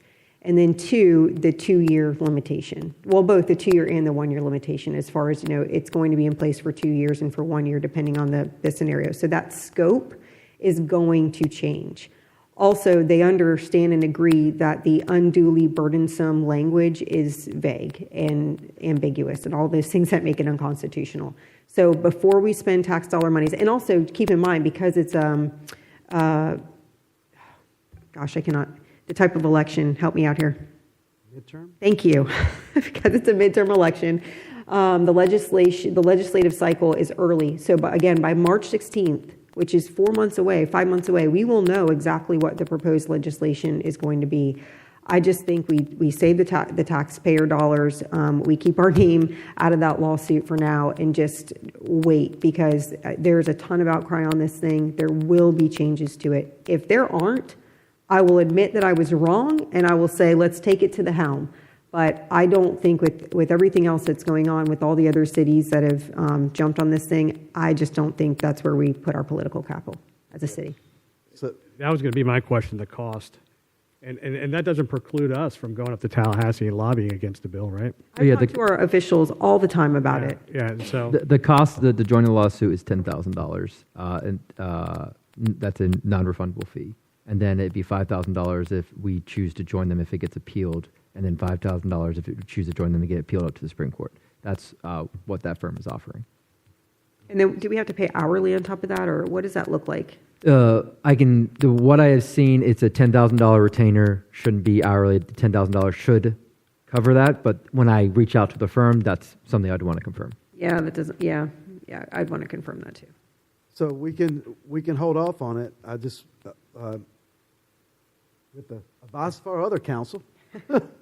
So we can hold off, but we need to be prepared for that because we can't allow this to continue on. Mm-hmm. It's not going to get any better. We've had one We've had one site plan approved administratively.